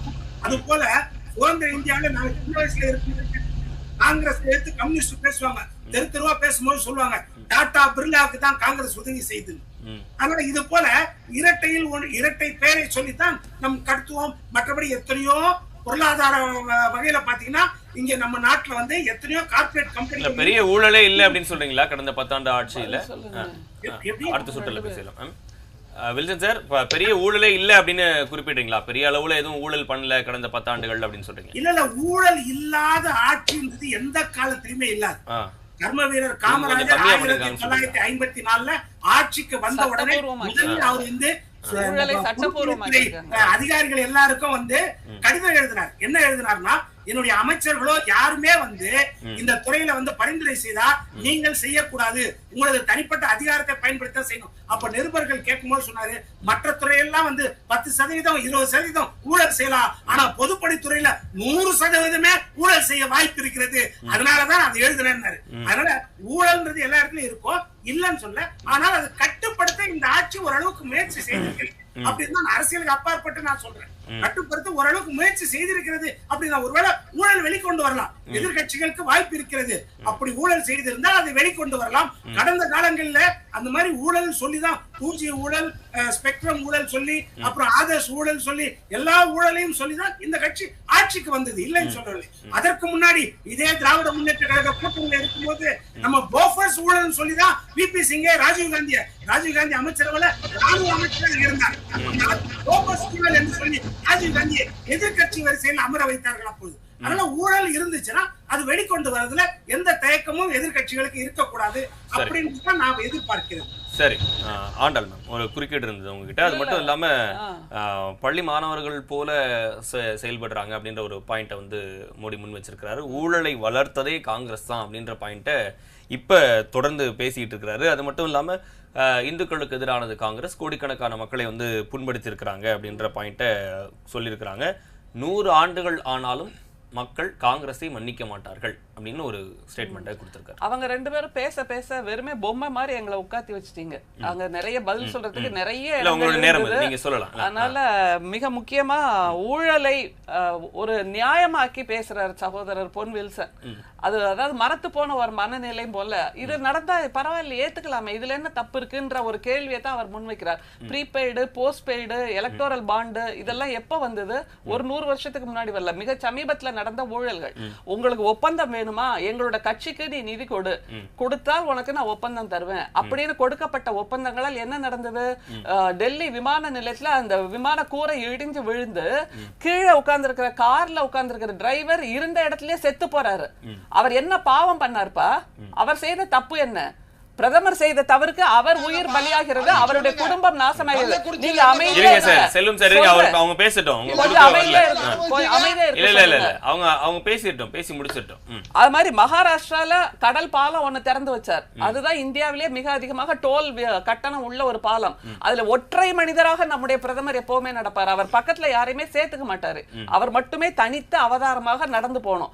அப்படி போன அந்த பாதை, அந்த பாலம் இப்ப பிரிஞ்சு போய் கிடக்குது, விரிசல் விழுந்தாச்சு. அப்புறம் நம்முடைய அவர் சொன்ன ராம்லல்லா கோயில், அதற்காக 22 நாள் விரதம் இருந்தாரு, தீர்த்தம் ஆடினாரு, என்னெல்லாமா பண்ணாரு. தானே அந்த பூஜைக்கு வேண்டிய பொருள் எல்லாம் தூக்கிட்டு போனாரு. தன்னை தவிர வேற யாரும் இருக்க கூடாதுன்னு குடியரசுத் தலைவரை கூட கூப்பிடவில்லை. எத்தனை 1000 கோடிகள் அந்த கோயிலுக்கு, அத்தனை 1000 கோடிகளை செலவு பண்ணி இப்போ ராம்லல்லா மழையில நனைஞ்சிட்டு இருக்காரு. வெயில் வந்தது சமீபத்துல, அந்த மே மாசத்துல அவங்க ஒரு அறிவிப்பை வெளியிட்டாங்க, ராம்லல்லாவுக்கு வேர்க்கிறது என்பதனால் நாங்கள் அதிகமாக அலங்காரம் செய்யவில்லை அப்படின்னு. ஆனால் இப்போ ஒரு அறிவிப்பை விடலாம், ராம்லல்லா தலையில் மழை கொட்டுகிறதுனால அவருக்கு ஒரு குடை வைக்க போறோம் அப்படின்னு வைக்கலாம். அப்புறம் குடை பிடிப்பதற்கு யாராவது வேணும்னா பிராமணர்கள் மட்டும் வரவும்னு அவங்க ஒரு விளம்பரம் நிச்சயமா போடுவாங்க. இதெல்லாம் ஊழல் இல்லையா? எதுல சேர்த்தி இதையெல்லாம் இயல்பா எடுத்துட்டு போறாரு. 7 வருஷத்துல ஊழலுக்கு எதிராக அவர்கள் ஆட்சி செய்தார்கள்னு சொல்றது எப்படி மறத்து போச்சா? அப்ப இதெல்லாம் அதுவும் என்ன சொன்ன நம்முடைய பிரதமர், எலக்டோரல் பாண்ட் என்பதை மக்கள் சரியாக புரிந்து கொள்ளவில்லை, நாங்கள் ஆட்சிக்கு வந்தால் திரும்பவும் கொண்டு வருவோம், அது உச்சநீதிமன்றத்தால் தடுக்கப்பட்டது, அரசியல் அமைப்புக்கு எதிரானதுன்னு சொல்லப்பட்ட ஒண்ணு திரும்ப நான் கொண்டு வருவேன்னா அப்ப நீங்க உச்ச நீதிமன்றத்தை கிண்டல் பண்றீங்கன்னு அர்த்தமா? கேலி பண்றீங்கன்னு அர்த்தமா? தலைமை நீதிபதி செய்தது தப்புன்னு சொல்றீங்களா? அப்படியாக ஊழலை நியாயப்படுத்தி ஊழலை சட்டபூர்வமாக்கியது பிஜேபி தான். 2G சொன்னாரு. 2G என்பது அது ஹைப்போதெட்டிக்கல் என்று நிரூபணமானது. அதே ஆனா 7.5 லட்சம் கோடிக்கு CAG அறிக்கை கொடுத்தாங்க. அதற்கு இன்னமும் பதில் இல்ல. அதை வெளியிட்ட அந்த அதிகாரிகளைத்தான் இவர்களால் பந்தாட முடிகிறதே தவிர அந்த பிரச்சனை இந்த ஊழல் அப்படிங்கிறதுக்கு என்ன பதில்? ஆமா, ரஃபேல் விமானம் அந்த ஃபைல்லாம் எங்கப்பா அப்படின்னா காணாம போச்சுங்க. அதான் டிஜிட்டல் இந்தியான்னு கொண்டு வந்த இவர்கள் ஃபைல் காணாம போச்சு, ஃபைல் எரிஞ்சு போச்சு. இப்படியாக இத்தனை விஷயங்கள் நடத்திருக்காங்க. அப்புறம் திரும்ப திரும்ப மக்கள் நலனுக்காக நாங்கள் 24 மணி நேரம் உழைக்கிறோம், நாட்டு நலன் தான் எங்களுக்கு முக்கியம் அப்படின்றார் பிரதமர். ரொம்ப சந்தோஷம், கையெடுத்து கும்பிடுறோம். இப்படி ஒரு பிரதமர் தான் எங்களுக்கு தேவை. ஆனா இவர் சொல்ற மக்கள் எங்க இருக்காங்க தெரியுமா? அம்பானி வீட்டுக்குள்ளேயும் அதானி வீட்டுக்குள்ளேயும் தான் இருக்காங்க. அவங்களத்தான் இவர் இந்திய மக்கள்னு நினைச்சுக்கிறாரு. நாட்டு நலம்னா அவங்க வீட்டு வாசலோட நாடு முடிஞ்சு போயிருது அப்படின்னு நினைக்கிறாரு. அப்படி அவர்களுக்காக 24 மணி நேரம் உழைக்கிறதாலதான் அம்பானி வீட்டுல இப்ப ப்ரீ வெட்டிங்னு 3 முறை உலகம் முழுக்க சுற்றி வந்து அவர்களால் செய்ய முடிகிறதுன்னா அதை உடனே அடுத்த நிமிஷம் நமக்கு அந்த ஜியோவோட விலையை ஏத்திட்டாங்க. இப்படியாக நம்மிடமிருந்து சுரண்டி சுரண்டி சுரண்டி அவர்களை கொழுக்க வைப்பதுதான் நாட்டு நலம், மக்கள் நலம். டாடா பிர்லாவையும் குறிப்பிட்டிருந்தாரு. காங்கிரஸ் ஆட்சி வந்து டாடாவுக்கும் பிர்லாவுக்கும் கூட இவர்கள் நிறைய சகாயம் செய்திருக்கிறார்கள். ஆனா இப்ப உள்ள டெர்மினாலஜி இவங்க 2 லேட்டஸ்டா வாங்கப்பா, திரும்ப திரும்ப நீங்க 300 வருஷத்துக்கு கதை 400 வருஷத்துக்கு கதை கல்லறையில இருந்து தோண்டி எடுப்போம்னு திரும்ப பிஜேபி பேசுறீங்கல்ல, அது மாதிரி இப்போ பேசாதீங்க, லேட்டஸ்டா உள்ளதுக்கு வாங்க. மல்லையாலாம் எப்படி வெளியில தப்பிச்சு போயிருக்காரு? இவங்க கொடுத்த சகாயம் தானே. இவங்களுக்கு தெரியாம, உள்துறை அமைச்சருக்கு தெரியாம அவங்க எல்லாம் தப்பிச்சு போயிட முடியுமா? அதே மாதிரி 10 ஆண்டுகளுக்கு பிறகும் பிரதமர் மோடி மீது வெறுப்பு இல்லாமல் அவர் இப்படிப்பட்ட இமாலய வெற்றியை பெற்றிருக்கிறார்னு சொல்றாங்க. எப்படி பெற்றார் வெற்றியை? எலெக்ஷன் கமிஷன் அவர்களுடைய அடிமையாக கிடந்தது. அவர்கள் பிரதமர் என்னவெல்லாம் மோசமாக பேசினாலும், பிரதமர் என்னவெல்லாம் செய்தாலும் எலெக்ஷன் கமிஷன் வாயே திறக்கல அப்படிங்கறத மறுக்க முடியுமா? எலெக்ஷன் கமிஷன் யாருக்கு கடிதம் அனுப்பிச்சு? JP நட்டாவுக்கு கடிதம் அனுப்பிச்சு. எதுக்காக? பிரதமர் பேசிய வன்ம பேச்சுக்காக.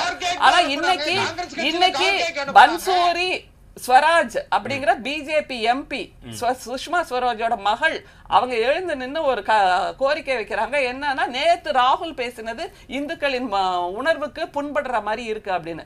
பிரதமர் பேசாத பேச்சா சொல்லுங்க?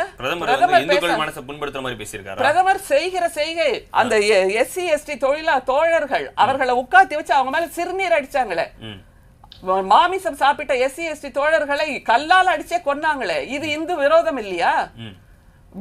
BC OBC MBC SC ST இவர்களுக்கான இடஒதுக்கீட்டை இல்லாமல் செஞ்சு EWS என்ற ஒரு நிலைப்பாட்டை கொண்டு வந்த பிரதமர் இந்துக்கள் விரோதின்னு நான் நிச்சயமா சொல்லுவேன்.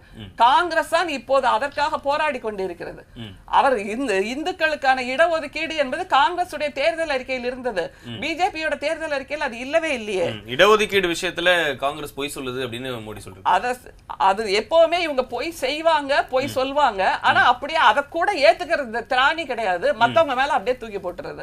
இந்த மாதிரி இடஒதுக்கீடு EWS யார் கொண்டு வந்தா? அதை சொல்லுங்களேன். EWS யார்ப்பா கொண்டு வந்தா? பிரதமர் கொண்டு வந்தது. அப்புறம் அந்த ஊழல்னு சொன்னப்போ நீட் எக்ஸாம் மகா பெரிய ஊழல். அது என்ன தெரியுமா? நீட்டுக்கான விசாரணை ரொம்ப தீவிரப்படுத்திருக்கோம் அப்படின்னு சொல்லி பேசிட்டு இல்ல நீட்டுக்கான விசாரணை எல்லாம் ஒன்னும் அவங்க நடத்த மாட்டாங்க. அதுவே மிகப்பெரிய ஊழல் அப்படிங்கறத நீங்க புரிஞ்சுக்கணும். அதை நடத்துகின்ற அந்த கம்பெனி இருக்குல்ல, நேஷனல்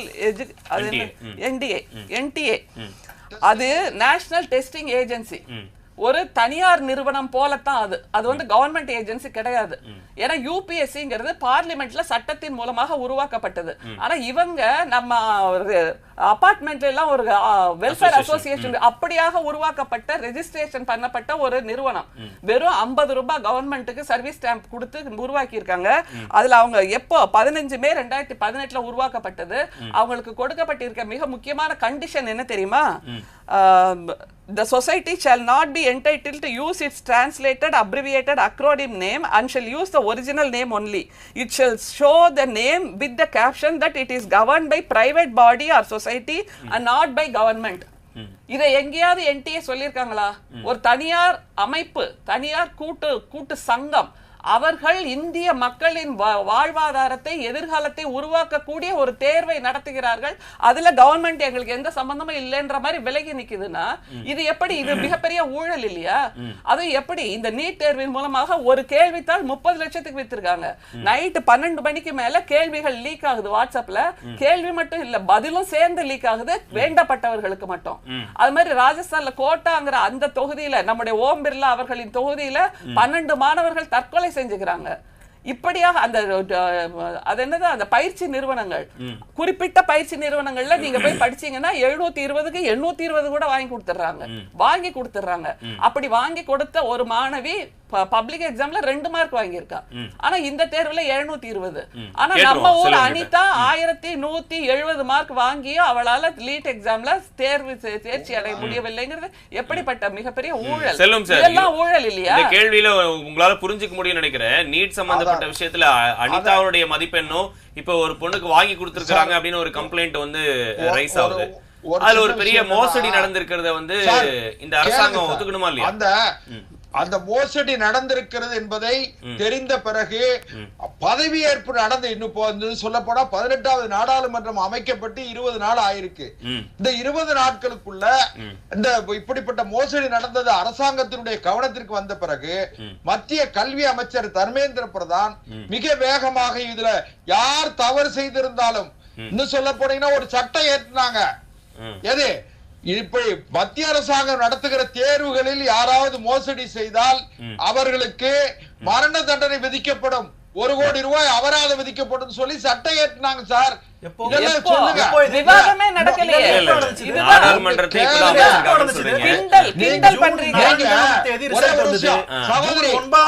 உண்மையை ஒத்துக்கவே இல்லை நீங்க. அதான் சகோதரி மரண தண்டனை 10 கோடி ரூபாய் அபராதங்கள் எல்லாம் எப்ப கொண்டு வந்தீங்க?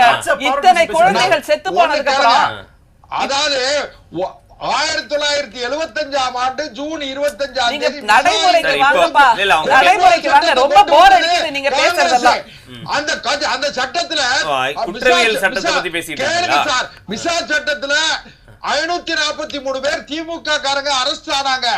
அதுல இன்றைய முதலமைச்சர் உள்ளிட்ட பல பேர் வந்து அடித்து சித்திரவதை செய்யப்பட்டார்கள். ஆனா கேளுங்க சார் சொல்றேன், அதாவது சிட்டி பாபு என்கிற மாநிலங்களவை உறுப்பினரை அடிச்சு காங்கிரஸ் கட்சி.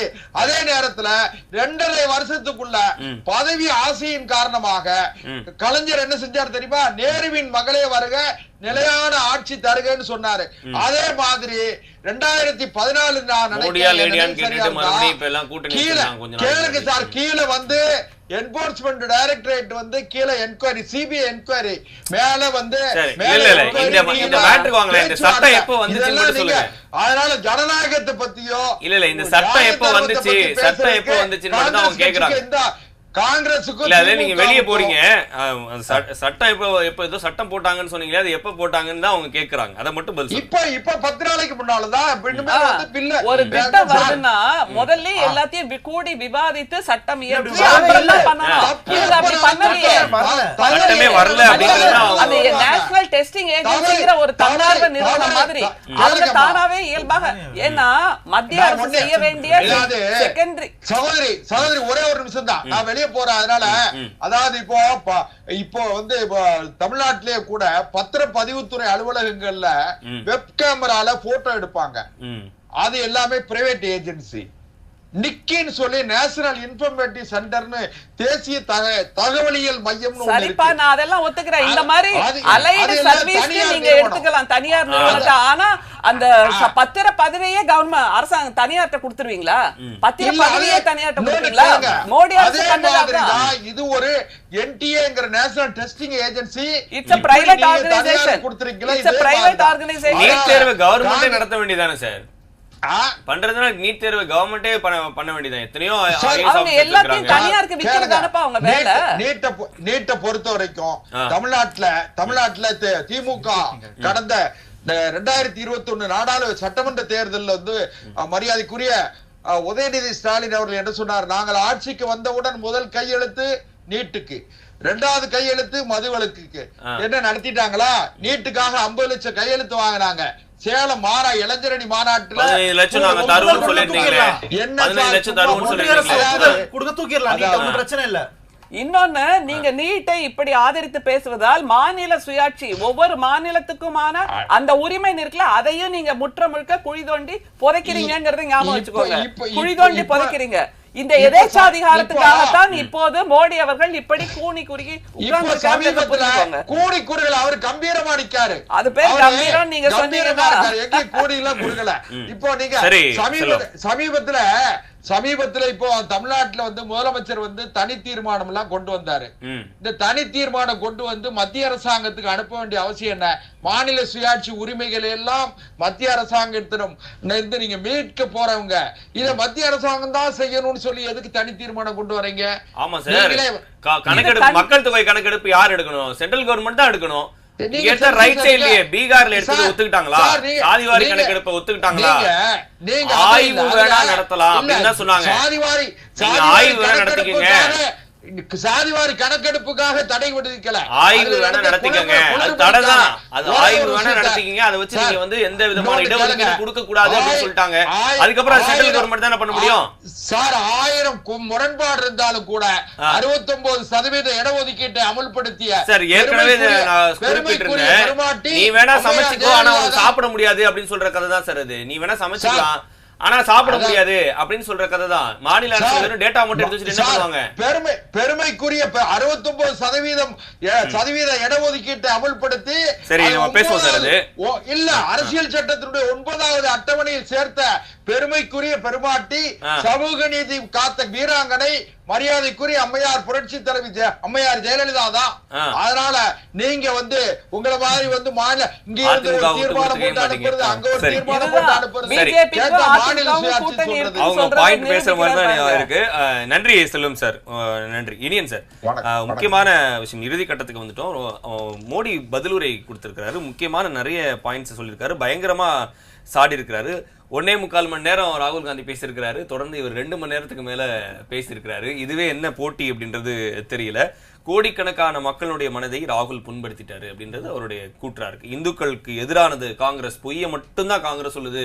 அந்த பொய்ன்ற வார்த்தையை நிறைய இடங்கள்ல வந்து அவர் பயன்படுத்திட்டாரு. இடஒதுக்கீடு, அரசியல் சாசன விஷயத்துல நீங்க பொய் சொல்றீங்க, நீட் விஷயத்துல பொய் சொல்றீங்க. அதே மாதிரி பொய்யாலே வந்து காங்கிரஸ் வந்து அழிஞ்சு போயிடும் அப்படின்ற வார்த்தையெல்லாம் வந்து பயன்படுத்தியிருக்கிறாரு. எமர்ஜென்சி பீரியடை வந்து அரசியல் சாசனத்தை வந்து முடக்கிட்டாங்க அப்படின்ற விஷயத்த வந்து குறிப்பிட்டு பேசியிருக்கிறாரு. 100 வருஷம் ஆனாலும் மக்கள் காங்கிரஸை மன்னிக்க மாட்டாங்க அப்படின்னு முடிச்சிருக்கிறாரு. அவங்க திறம்பட பணியாற்றிட்டு இருக்கிறோம், தேச நலனுக்காக நாங்க பணியாற்றுறோம் அப்படின்னு சொல்றாரு. உங்களுடைய இறுதி கருத்து? இல்ல, உங்களுக்கு பிஜேபியினுடைய ஆணவமோ பிஜேபியினுடைய திமிரோ குறையலன்றதான் நான் புரிஞ்சுக்கிறேன் மோடியினுடைய பேச்சை வச்சு. எப்படின்னா, நீங்க அவர் சொல்றாரு சிறுபிள்ளைத்தனமாக பள்ளிக்கூட குழந்தை போல பேசுறேன்னு சொல்றாங்களே. முதல்ல ஒரு எதிர்கட்சி தலைவரை இப்படி விமர்சிப்பது சரியா அப்படின்னு ஒரு கேள்வி இருக்கு. நேற்று தலைவர் ராகுல் காந்தி 1000 பேசியிருந்தாலும் பிரதமர் என்கிற அந்த மாண்புகளை மீறி அவர் பேசல எந்த கருத்துக்குமே.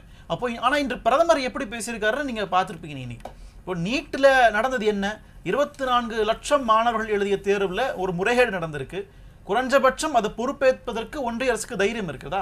ஒரு வார காலம் அதை தட்டி மழுப்பிக்கிட்டே இருந்தாங்க.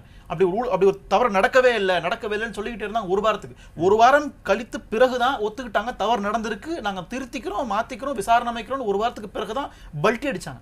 அப்ப அதன் குறித்து பிரதமர் என்ன பேசுவார் தைரியமா? இங்க நம்பர் 1. 2வது, இடஒதுக்கீடு பத்தி பேச பிஜேபிக்கு என்ன தகுதி இருக்கு? மண்டல் கமிஷன் பரிந்துரைகளை முழுமையாக அமல்படுத்தி 92ல நரசிம்மராவ் தலைமையிலான காங்கிரஸ் அரசு தான். அன்றைக்கு காங்கிரஸ் அரசு உயர்கல்வி நிறுவனங்கள்ல ஓபிசிக்கான இடம் கொடுத்தது காங்கிரஸ் அரசு 2006ல. பிஜேபி என்ன பண்ணுச்சு? நான் ஒன்னே ஒன்று கேட்கிறேன், பிஜேபி சார்ந்த யாராவது இருந்தாலும் ஒன்னு சொல்லுங்க, இந்தியாவில் இருக்கக்கூடிய ஓபிசி மக்களுக்கு என்ன பண்ணீங்கன்னு ஒன்னு சொல்லுங்க. நீங்க ஒன்னு சொல்லுங்க. நீங்க எனக்கு 2 கூட வேணாம், எனக்கு ஒன்னு சொல்லுங்க. நீங்க அப்போ சமூக நீதி குறித்து பேசுறதுக்கு பிஜேபிக்கு எந்த தகுதியுமே கிடையாது. 3வது வருவோம், நாம ஊழல் பத்தி பேசுறாங்க அல்லது பொய் பத்தி பேசுறாங்க. மோடிக்கு முதல்ல பொய், காங்கிரஸ் பொய் பேசுதுன்னு சொல்றதுக்கு தகுதி இருக்கிறதா? ஏன்னா 2014 தேர்தல் பிரச்சாரத்துல மோடி சொன்ன எதையாவது ஒண்ணு நடைமுறைப்படுத்தி இருக்கிறாரா? நம்ம பல முறை பேசிட்டோம். நான் ஆட்சிக்கு வந்தா ஊழலை ஒழிப்பேன், கருப்பு பணத்தை மீட்டு இந்தியா கொண்டு வருவேன், டாலருக்கு நிகர இந்தியா ரூபா கொண்டு வருவேன், வருஷத்துக்கு 2 கோடி வேலை வாய்ப்பு உருவாக்குவேன். அதுதான் எந்த ஊழல காங்கிரஸ் வளர்ச்சுன்னு சொல்லுங்க. நீங்க 2G ஸ்பெக்ட்ரம் ஊழல் இல்ல அப்படின்னு நீதிமன்றம் தீர்ப்பளித்து விட்டது. போஃபர் சூழல் கத்திக்கிட்டு இருந்தார். போஃபர் சூழல் ராஜீவ்காந்தி நிரபராதின்னு 99 உச்சநீதிமன்றம் தீர்ப்பளித்து விட்டது. அப்போ இவ்வளவு கேஸை நீங்க எங்க மேல சுமத்தினாலும் இன்றைக்கு வரைக்கும் நாங்க நிரபராதி பட்டமா சுமந்துட்டு இருக்கிறோம். ஆனா நீங்க அப்படி இல்லை. எலக்டோரல் பாண்ட் வழக்குல சந்தி சிரிச்சுட்ட இந்தியாவே உங்களுக்கு. உச்சநீதிமன்றம் காரித்து பிடிச்சவங்கள இது ஒரு ஆர்கனைஸ்டு கரப்ஷன் சொன்னாங்களே எலக்ட்ரல் பாண்ட்ஸ் வழக்குல. அப்ப அதை மறைப்பதற்கு இது மாதிரி பேசிட்டு இருக்கீங்களா? நாங்க என்ன கேட்கிறோம், குறைஞ்சபட்சம் ஒரு பிரதமராக இருக்கக்கூடியவர் எதிர்க்கட்சி தலைவருடைய கோரிக்கைகள் அதை குறித்து அது என்ன கேள்வியோ அதுக்கு பதிலளிக்க தான் நீங்க இருக்கீங்க. சரிங்களா? நீங்க வானத்தை குதிக்கல. மக்கள் உங்களை ஓட்டு போட்டுருக்காங்க, உங்களை தேர்ந்தெடுத்திருக்காங்க. நீங்க 400 சீட்னு சொன்னீங்க, இல்லன்றதுலாம் வேற விவாதம். பட் இருந்தாலும் நீங்க எதிர்க்கட்சி தலைவர் கேட்கின்ற கேள்விக்கு பதில் சொல்லுங்க. அதை விட்டுட்டு இந்து மக்களை புண்படுத்திட்டாங்க அப்படின்னு நீங்க இந்த மாதிரியான பதுங்குற வேலையை பண்ணாதீங்க. இது மக்கள் உங்களை பார்த்து சிரிப்பாங்க. இன்னும் நீங்க கீழே போறதுக்கான வாய்ப்புகளை நீங்களே ஏற்படுத்திட்டு இருக்கீங்கன்னு நான் பாக்குறேன். கண்டிப்பா மேம், உங்களுடைய இறுதி இந்து மக்கள்ங்கிற நேத்தே அதுக்கு ராகுல் மிக சிறப்பாக பதில் சொல்லிட்டார். பிஜேபி இந்து மக்களோட ஒட்டுமொத்த குத்தகை இல்ல, மோடி அவர்கள் இந்து மக்களோட பாதுகாவலர் இல்ல அப்படிங்கிறது. நாம எல்லாருமே இந்துக்கள் தான், ஆனா இந்துத்துவா இல்லை அப்படிங்கறத புரிஞ்சுக்கணும். மோடி அவர்கள் சொல்லுவது இந்துத்துவா சனாதனர்கள், ஆனா நாம பேசுறது எளிமையான இந்துக்கள். அதனால்தான் சிவன் என்கின்ற அந்த அடையாளத்தை தூக்கி காமிச்சார். சிவன் கையில ஒரு கையில திரிசூலம், இன்னொரு கையில அபயமுத்திரை இருக்கு. அந்த அபயமுத்திரை அன்பு, எல்லோர் மீதும் நேசம் செய்வதுதான் இந்துக்களோட அடையாளம். ஆனா நீங்க சொல்ற அந்த இந்துக்கள் அப்படின்னு மோடியை தான் குறிப்பிட்டு சொன்னாருங்கிறத புரிய வச்சுக்கணும். அடுத்தது இங்க பேசுற அவங்க எல்லாரும் பாயிண்ட்ல அவரு இந்துக்களை புண்படுத்திட்டாங்கன்றது எதை மீன் பண்ணி மோடி சொல்றாருன்னு நினைக்கிறீங்க? இந்த இதான் இந்துக்கள் என்று சொல்பவர்கள் நேர்மையாக இல்லை, வன்முறையை செயல்படுத்துகிறார்கள் சொன்ன உடனே அவர் உடனே ஒட்டுமொத்த இந்துக்கள்னு கொண்டு வந்தார். ஒட்டுமொத்த இந்துக்கள் இல்ல, பிஜேபி என்கின்ற அந்த இந்துத்துவா கும்பலைத்தான் ராகுல் தெளிவாக சொன்னார். அதுல நம்ம கண்ணு முன்னாடி பார்த்தோமேப்பா, அந்த எளிய SC ST தோழர்களை எல்லாம் உட்கார்த்தி வச்சு சிறுநீர் கழிச்சது இந்த பிஜேபி தலைவர்கள் தானே. அது மாதிரி மாட்டு மாமிசம் சாப்பிடுகின்ற, மாட்டுக்கறி சாப்பிடுகின்ற அந்த எளிய நம்முடைய இந்து தோழர்களை கல்லால் அடித்து கொன்றதே இவர்கள் தானே. அப்படின்னா இவங்க எப்படி இந்துக்களுக்கு ஆதரவாக இருக்க முடியும், இந்துக்களை நேசிப்பவர்களாக இருக்க முடியும்? அதனால அடுத்தது இங்க பேசின போது அவங்க எல்லாருமே மிகப்பெரிய வல்லமையோடு மோடி இருக்கிறார், எதிர்கட்சி தலைவராக இதுவரைக்கும் இல்ல எதிர்கட்சிங்கிறது இப்பதான் வந்திருக்குன்னு. நாங்க சொன்னது எதிர்கட்சி என்கின்ற நிலையை தாண்டி 2014லயும் இவங்க எல்லாம் தேர்ந்தெடுக்கப்பட்ட நாடாளுமன்ற உறுப்பினர்கள் தான், 2019லயும் தேர்ந்தெடுக்கப்பட்ட நாடாளுமன்ற உறுப்பினர்கள் தான். ராகுல் காந்தியை விட்டுருங்க, நேத்து பேசின ஆராசா, அப்புறம் திருச்சி சிவா அவர்கள், அப்புறம் மொஹுவா மொய்த்ரா, இவர்கள் எல்லாருமே தேர்ந்தெடுக்கப்பட்ட நாடாளுமன்ற உறுப்பினர்கள் தானே. இவங்க குரலை எல்லாம் தானே நீங்க இல்லாம போக்கினீங்க. ஆனால் எதிர்கட்சி என்பது இப்போதுதான் வந்திருக்கு. இப்போதுதான் அந்த வாதத்துக்கே நான் வரல. தனிப்பட்ட ஒரு நாடாளுமன்ற உறுப்பினராக இவர்கள் பேசுவதற்கு கூட அவர்கள் அனுமதி தரவில்லை. மொஹுவா மொய்த்ரா எப்பெல்லாம் அந்தானி அம்பானி பேர் சொன்னாங்களோ உடனே அவங்களை என்னெல்லாம் நான் பாடாப்படுத்தினாங்கிறது நமக்கு தெரியும்ல. அதனால எதிர்கட்சிங்கிற நிலையை தாண்டி அந்தந்த நாடாளுமன்ற உறுப்பினர் தன்னுடைய ஜனநாயக கடமையை செய்வதற்கு கூட இவர்கள் அனுமதிக்கவில்லை. ஆனால் இப்போ அப்படி கிடையாது. ஏனென்றால் அந்த எதிர்க்கட்சி என்கின்ற நிலைமையே உயர்ந்திருக்கிறது. அதற்கு பதில் சொல்லித்தான் ஆக வேண்டும். உங்க இஷ்டத்துக்கு நீங்க நடக்க முடியாதுங்கிறதா மிக முக்கியம். அப்புறம் 10 ஆண்டுகளுக்கு பிறகு இப்ப வந்தாங்க அப்படின்னு சொன்னார்ல, வெறுமே வந்து இல்ல, எலக்டோரல் பாண்ட் இருந்தது, எலெக்ஷன் கமிஷன் இருந்தது, மீடியா இருந்தது, எக்ஸிட் போல் இருந்தது, ஐடி இருந்தது, சிபிஐ இருந்தது. இப்படியான எல்லா நிறுவனங்களையும் வைத்து அச்சுறுத்தி தான் இவர்கள் இந்த வெற்றியை பெற்றார்கள் நமக்கு நல்லா தெரியும். அதை தவிர மோடி போட்டியிட்ட அந்த தொகுதியிலே கூட 5 சுற்று அவர் பின்னிலையில் இருந்தார், பின்வாங்கி இருந்தார், எண்ணிக்கையில் பின்வாங்கி இருந்தார், தபால் வாக்கிலேயே பின்வாங்கி இருந்தார். வெறுமே 1.5 லட்சம் வாக்குகள் வித்தியாசத்துல தான் இந்த முறை ஜெயிச்சிருக்கார். அப்படின்னா அத்தனை இந்துக்களும், அதுதான் மிக முக்கியம், இவரோட தொகுதியில, இவரோட வாரணாசி தொகுதியில கூட இந்துக்கள் அவரை கைவிட்டு விட்டார்கள். அப்படிங்கும் போது இந்த 1.5 லட்சம் வாக்குகள் கூட கேள்விக்குரியது என்பது எல்லாருக்கும் தெரியும். ஏன்னா மத்தியானத்துக்கு மேல அந்த நம்பர்ல எந்த விதமான இதுவும் இல்லாம அப்படியே ஸ்டெபிலைஸ்டா நின்னுச்சு இல்ல. ஏன்னா என்ன நடக்கணுமோ இவரை காப்பாற்றுவதற்கு என்று பொதுமக்கள் கண்டுபிடிச்சிட்டாங்க. இப்ப வந்து நீங்க பொதுமக்களை முட்டாள்னு நினைக்காதீங்க தயவுசெய்து. அவ்வளவுதான். அரசியல் கட்சிகளுக்கு இதுதான் ஒரே ஒரு செய்தி. எல்லா விதமாகவும் அவர்கள் தங்களை தகுதிப்படுத்திக் கொள்கிறார்கள் என்ன நடக்கிறது என்பதை பார்ப்பதற்கு. அதனால திரும்ப இந்துன்னு பிரதமர் சொல்றாருல, தயவுசெய்து அவர் தன்னை சங்கராச்சாரியாராக நினைத்துக் கொள்கின்ற அந்த நிலையிலிருந்து வெளியில வரணும். இனிமையாவது இந்த டேர்ம்ல அவர் தான் பிரதமர், எதிர்கட்சி தலைவர் கேட்கின்ற கேள்விகள்லாம் பதில் சொல்லணும், அதுக்கு பொறுப்பா நடவடிக்கை எடுக்கணுங்கிற ஒரு உணர்தலை வைத்திருந்தால் நல்லது. இல்ல திரும்பவும் சுண்டல் சாமியார் இந்து மதம் சங்கராச்சாரியார் பேசுவேன்னா நிச்சயமாக மிகப்பெரிய சரிவை பார்க்கலாம். கண்டிப்பா நன்றி. விருந்தினர்கள் அனைவருக்கும் நன்றி. மீண்டும் மற்றொரு விவாதம் நிகழ்ச்சியில் சந்திப்போம். இன்றைய விவாத மன்றத்தில் நம்முடைய தலைப்பாக கடவுளிடம் கேட்டு பண மதிப்பிழப்பை கொண்டு வந்தாரா மோடி, நாடாளுமன்றத்தில் கேள்வி கணைகளை தொடுத்த ராகுல், அதே போல பதிலுரை அளித்த மோடி என்ற தலைப்பில் தான் இருந்தது. மீண்டும் மற்றொரு விவாத மன்றம் நிகழ்ச்சியில் சந்திப்போம். வணக்கம்.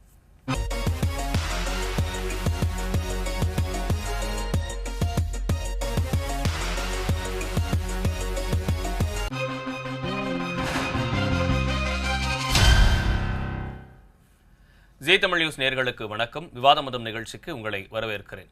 நாடாளுமன்றத்தில் ராகுல் காந்தி பேசிய பேச்சு இந்தியாவையே திரும்பி பார்க்க வைத்தது. அதற்கு பதிலளிக்கும் விதமாக இன்று பிரதமர் மோடி அவர்களும் தன்னுடைய பதிலுரையை ஆற்றி வருகிறார். கடுமையான அமளிக்கு மத்தியில் பிரதமர் மோடி தன்னுடைய பதிலை அளித்து வருகிறார். காங்கிரஸ் கட்சி மிகப்பெரிய இழப்பைத்தான் சந்தித்திருக்கிறது. 99 இடங்கள் மட்டுமே பெற்றிருக்கக்கூடிய காங்கிரஸ் கட்சி இப்படி பேசுவது சரியா, அதில் கவனம் செலுத்த வேண்டும் என்று அவர் தெரிவித்திருக்கிறார். அது மட்டுமல்லாமல் ராகுல் காந்தியினுடைய பேச்சு குறிப்பாக நீட் தேர்வில் இருந்து தொடங்கி பிரதமர் மோடியினுடைய பிரச்சாரம் வரை அனைத்து விஷயத்துமே ராகுல் காந்தி விமர்சித்து பேசியிருக்கிறார். தன்னுடைய முதல் உரையாக இந்த உரையை அவர் தொடங்கியிருக்கிறார். பெரிய எதிர்பார்க்கப்பட்ட ஒரு உரையாகத்தான் இருந்தது. அக்னிபாத் திட்டமாகட்டும், அதே நேரத்தில் மணிப்பூர் விஷயமாகட்டும், எதையுமே விடாமல் தொடர்ந்து அவர் பேசியிருக்கிறார். இந்த பேச்சுக்கு தற்போது பிரதமர் மோடி பதிலுரையும் ஆற்றி வருகிறார். இது குறித்து தான் இன்றைய விவாத மன்றத்தில் நாம் பேச இருக்கிறோம். இது நாடாளுமன்ற களம் எப்படி இருக்க போகிறது, இனி வரும் காலங்களிலும் இது போன்ற சம்பவங்கள் நடக்குமா என்றுதான் இன்றைய விவாத மன்றத்தில் பேச இருக்கிறோம். அதே போல பண மதிப்பிழப்பு குறித்து கடவுளிடம் கேட்டு பண மதிப்பிழப்பை செய்தாரா மோடி என்ற கேள்வியையும் அவர் எழுப்பியிருந்தார். இதுதான் இன்றைய தலைப்பாக மாறியிருக்கிறது. கடவுளிடம் கேட்டு பண மதிப்பிழப்பை கொண்டு வந்தாரா மோடி, நாடாளுமன்றத்தில் கேள்வி கணைகளை தொடுத்த ராகுல், 10 ஆண்டுகளில் முதல் முறையாக எதிர்க்கட்சி தலைவருக்கு பதிலளித்த மோடி, அரசியல் விளையாட்டை ஆரம்பித்தாரா ராகுல் என்ற தலைப்பில் தான் இன்று நாம் பேச இருக்கிறோம். நம்மோடு 4 சிறப்பு விருந்தினர்கள் இணைகிறார்கள். முதலாவதாக அரங்கத்திலிருந்து திமுகவிலிருந்து திருமதி ஆண்டாள் பிரியதர்ஷினி, காங்கிரஸ் கட்சியிலிருந்து திரு இனியன் ராபர்ட் அவர்கள், அரசியல் விமர்சகர் திரு பொன் வில்சன் அவர்கள், பாஜகவிலிருந்து தூத்துக்குடி செல்வம் அவர்கள் இணைந்திருக்கிறார்கள். முதலாவதாக இனியன் ராபர்ட், நேத்து ராகுல் காந்தி பேசின பேச்சு பெரிய அனல் பறக்கும் பேச்சா இருந்தது. அவருடைய பாடி லாங்குவேஜ், அவருடைய ஆட்டிடியூட் எல்லாத்துலேயுமே ஒரு பெரிய சேஞ்ச் இருந்தது. ரொம்ப கம்பீரமா அவரோட பாயிண்ட்ஸை கண்டினியூவா விடாம பேசிக்கிட்டே இருந்தாரு. இது மெச்சூரிட்டி லெவல் ஏறி இருக்கு அப்படின்றத நம்ம எடுத்துக்கணுமா? எதிர்காலத்துல அவர் பிரதமர் வேட்பாளராக இருப்பாரு, அதுக்கான முழு தகுதியும் இந்த இடத்துல அவர் காமிச்சிருக்கிறாரு அப்படின்றத எடுத்துக்கணுமா, இல்ல சரியான கருத்துக்களை முன் வச்சிருக்கிறாரு அப்படின்னு எடுத்துக்கணுமா? ராகுல் குரலை எப்படி பார்க்கிறது? இல்ல, உங்களுக்கு 2009 2010 காலகட்டங்கள்ல பிஜேபியை சார்ந்தவங்க தலைவர் ராகுல் காந்தியை பப்புன்னு சொன்னாங்க. அவர் தேர்தலுக்கு போனாலே போதும் நாங்க ஜெயிச்சிருவோம்னு சொன்னாங்க. இந்த மாதிரியான பல கருத்துக்களை தொடர்ச்சியா பேசிட்டு இருந்தாங்க. அதனுடைய விளைவாக பல ஊடகங்கள், பல அரசியல் செயல்பாட்டாளர்கள் எல்லாரும் கூட என்ன சொன்னாங்கன்னா, ராகுல் காந்திக்கு உண்மையிலேயே அரசியல் இருப்பதற்கு தகுதி இருக்கிறதா, அவருக்கு பேச்சு தகுதி இருக்கிறதா, அப்படி எல்லாம் நிறைய கருத்துக்கள் பகிரப்பட்டது. ஆனா உண்மை என்னன்னா, காங்கிரஸ் கட்சிக்குள்ள இருக்கிற எல்லாருக்குமே தெரியும் அவருடைய அந்த பேச்சினுடைய வீரியம் என்னன்னு எல்லாருக்கும் தெரியும். கட்சிக்குள்ள நடக்கூடிய கூட்டங்கள்ல இதே மாதிரி தான் அவர் பேசியிருக்கிறாரு. முதல் முறையாக எதிர்க்கட்சி தலைவராக இன்று நாட்டிற்கு அதை வெளியில கொண்டு வந்திருக்கிறாருன்னு தான் நாங்க பார்க்கிறோம். அதில் இது அவருக்கு முதிர்ச்சியாக வந்திருக்கிறது, இப்பதான் அவர் பேசியிருக்கிறார் போன்ற கருத்துக்களை நாங்க முழுமையா நிராகரிக்கிறோம். முதல்ல இருந்தே அவர் இப்படித்தான் பேசிட்டு இருக்கிறாரு. இந்த கொள்கையில அவர் நிலைப்பாட்டில் தீவிரமாக இருந்திருக்காரு, அதுல உறுதியா இருந்திருக்காருன்றதான் எங்களுடைய பார்வையாக இருக்கு. நம்பர் 1. ரெண்டாவது, உங்களுக்கு மோடி என்கிற ஒரு நபர், இவர் 23 ஆண்டுகால அரசியல் வாழ்க்கையில எதிர்க்கட்சியே பார்க்காத நபராக இருக்கிறார். குஜராத்தில் முதலமைச்சராக இருந்த காலகட்டத்தில் கூட எதிர்க்கட்சின்னு ஒன்று ஒரு செயலிழந்ததாக தான் இருந்தது குஜராத் மாநிலத்தில். அதன் பிறகு 2014 உங்களுக்கு இந்தியாவினுடைய பிரதமரான பிறகும் கூட எதிர்க்கட்சி வரிசையில் தலைவர் யாரும் இல்லாத காரணத்தை என்ஜாய் பண்ணிட்டு இருந்தார் 10 ஆண்டுகளாக. முதல் முறையாக காங்கிரஸ் கட்சி 99 தொகுதிகளை வெற்றி பெற்று அதன் மூலமாக முதல் முறையாக தலைவர் ராகுல் காந்தி எதிர்க்கட்சியாக அமர்வது என்பது அவரால் பொறுத்துக்கொள்ளவே முடியலை. அதுதான் யதார்த்தமான உண்மையாக இருக்கு. அதனுடைய தொடர்ச்சியாக அவர் நேற்று பேசின பேச்சுக்கள்லாம் நிச்சயமாக மோடியை ஒரு வெறுப்பேற்றிக் கொண்டதில் இந்த மாற்று கருத்தும் இல்லை. தலைவர் ராகுல் காந்தியும் உண்மையை தான் பேசியிருக்கிறார். அவர் பேசின எதுவுமே நாங்க தவறுன்னு சொல்றதுக்கு எதுவுமே இல்லை. ஏன்னா நாங்கள் காங்கிரஸ் கட்சிக்காரங்க பார்க்கின்ற இந்தியாவிற்கும் பிஜேபி பார்க்கின்ற இந்தியாவுக்கும் மிகப்பெரிய வேறுபாடு இருக்கு. நாங்கள் பன்முகத்தன்மையை நேசிக்கின்ற இந்தியாவை நாங்கள் பார்க்கிறோம், நேசிக்கிறோம். அவர்கள் ஒற்றைத்தன்மை கொண்ட இந்தியாவை பார்க்கிறார்கள், நேசிக்கிறார்கள். அதுதான் எங்களுக்கும் அவங்களுக்கும் இருக்கிற இரண்டு வித்தியாசங்கள். இருவரும் தேசிய கட்சியாக இருந்தாலும் எங்களுக்கும் அவங்களுக்கும் இருக்கிற வேறுபாடு, அடிப்படை வேறுபாடு இதுதான். எங்களுக்கு சமூக நீதி மீது உள்ள பார்வை, அவர்களுக்கு சமூக நீதி மேல உள்ள பார்வை மிகப்பெரிய வேறுபாடு இருக்கு. அப்போ இதைத்தான் நாங்க முதல்ல பேசிக்கிட்டே இருக்கோம். தலைவர் ராகுல் காந்தி அபிஷியலாக பார்லிமெண்ட்ல நேற்று பேசியிருக்காரு. அவர் என்ன சொல்றாரு, இந்தியாவில் இருக்கக்கூடிய இந்துக்களுக்கு பாஜக பிரதிநிதி அல்ல, நீங்கள் இந்தியாவில் வாழக்கூடிய எந்த இந்துக்கும் பிரதிநிதி அல்ல, பிஜேபி பிரதிநிதி அல்ல, RSS பிரதிநிதி அல்ல, மோடி பிரதிநிதி அல்ல அப்படின்றத அழுத்த திருத்தமாக தெளிவாக பதிவு செய்திருக்கிறார். இதுதான் அரசியல்ல முக்கியமான ஒரு கருத்தை பார்க்கிறேன். ஏன் அப்படின்னா பிஜேபியை சார்ந்தவங்க ஏதோ அவங்க தான் இந்து மதத்தினுடைய பாதுகாவலர்கள் போல, இந்து மதத்தை பாதுகாக்க பிறந்தவர்கள் போல அவங்க பேசிக்கிட்டு இருக்கிறாங்களே, அதை அதுக்கு மிகப்பெரிய வேட்டு வைத்தது தலைவர் ராகுல் காந்தி தான் நாங்க பார்க்கிறோம். ஏன்னா உங்களுக்கு தொடர்ச்சியாகவே ராமர் கோயில் அது இதுன்னு 30 வருஷமா அந்த படத்தை காமிச்சிருக்காங்க. ஆனா அடிப்படையிலேயே உங்களுக்கு இந்தியாவில் வாழக்கூடிய பெரும்பான்மை மக்கள் பாஜகவை ஏற்கலன்றதான் உண்மை. இந்தியாவில் வாழக்கூடிய பெரும்பான்மை மக்கள் பாஜகவின் சித்தாந்தத்தை ஏற்றுக்கொள்ளவே இல்லை. ஏன்னா இந்தியாவில் வாழக்கூடிய பெரும்பான்மை மக்கள் பன்முகத்தன்மையும் மதச்சார்பின்மையும் ஜனநாயகத்தையும் நம்புகின்ற விரும்புகின்ற மக்களாக இருக்கிறாங்க. அப்ப இந்த பிளவு இருக்குல்ல, பிஜேபி தன்னைத்தானே இந்துக்களின் கட்சியை நினைச்சுக்கலாம், ஆனா அது லாங் டேர்முக்கு அது ஒர்க் அவுட் ஆகாதுன்றதான் தலைவர் ராகுல் காந்தி பதிவு செய்திருக்கிறார். அப்போ இது எல்லாமே தேவையாக இருக்கிறது. அண்ட் நீட் குறித்து பேசியிருக்கிறார். உங்களுக்கு மணிப்பூர் கலவரம் குறித்து கேள்வி கேட்டிருக்கிறார். இப்படி பல விஷயங்களை அவர் டச் பண்ணிட்டு போயிருக்கிறார். நாங்கள் பார்க்கிறோம். அக்னிபாத் குறித்து பேசியிருக்கிறார். இது எல்லாமே இந்த 10 ஆண்டு கால மோடி ஆட்சியில் நடந்த இழப்புகள், சரிவுகள் அதெல்லாத்தையும் சுட்டி காமிச்சு பிரசிடென்டோடைய உரையில அது குறித்து எதுவுமே இல்லை. அதுக்காக கேள்வி எழுப்பின அமைச்சர்களையும் திருப்பி பார்த்து கேள்வி கேட்டிருக்காரு. இவன் பல விஷயங்களை பேசியிருக்கோம், விவாதிச்சிருக்கோம். அதனால இந்த 70 ஆண்டு கால இந்திய வரலாறுல எப்பொழுதும் இல்லாத மாதிரியான ஒரு நாடாளுமன்றம் அமைந்திருக்கிறது.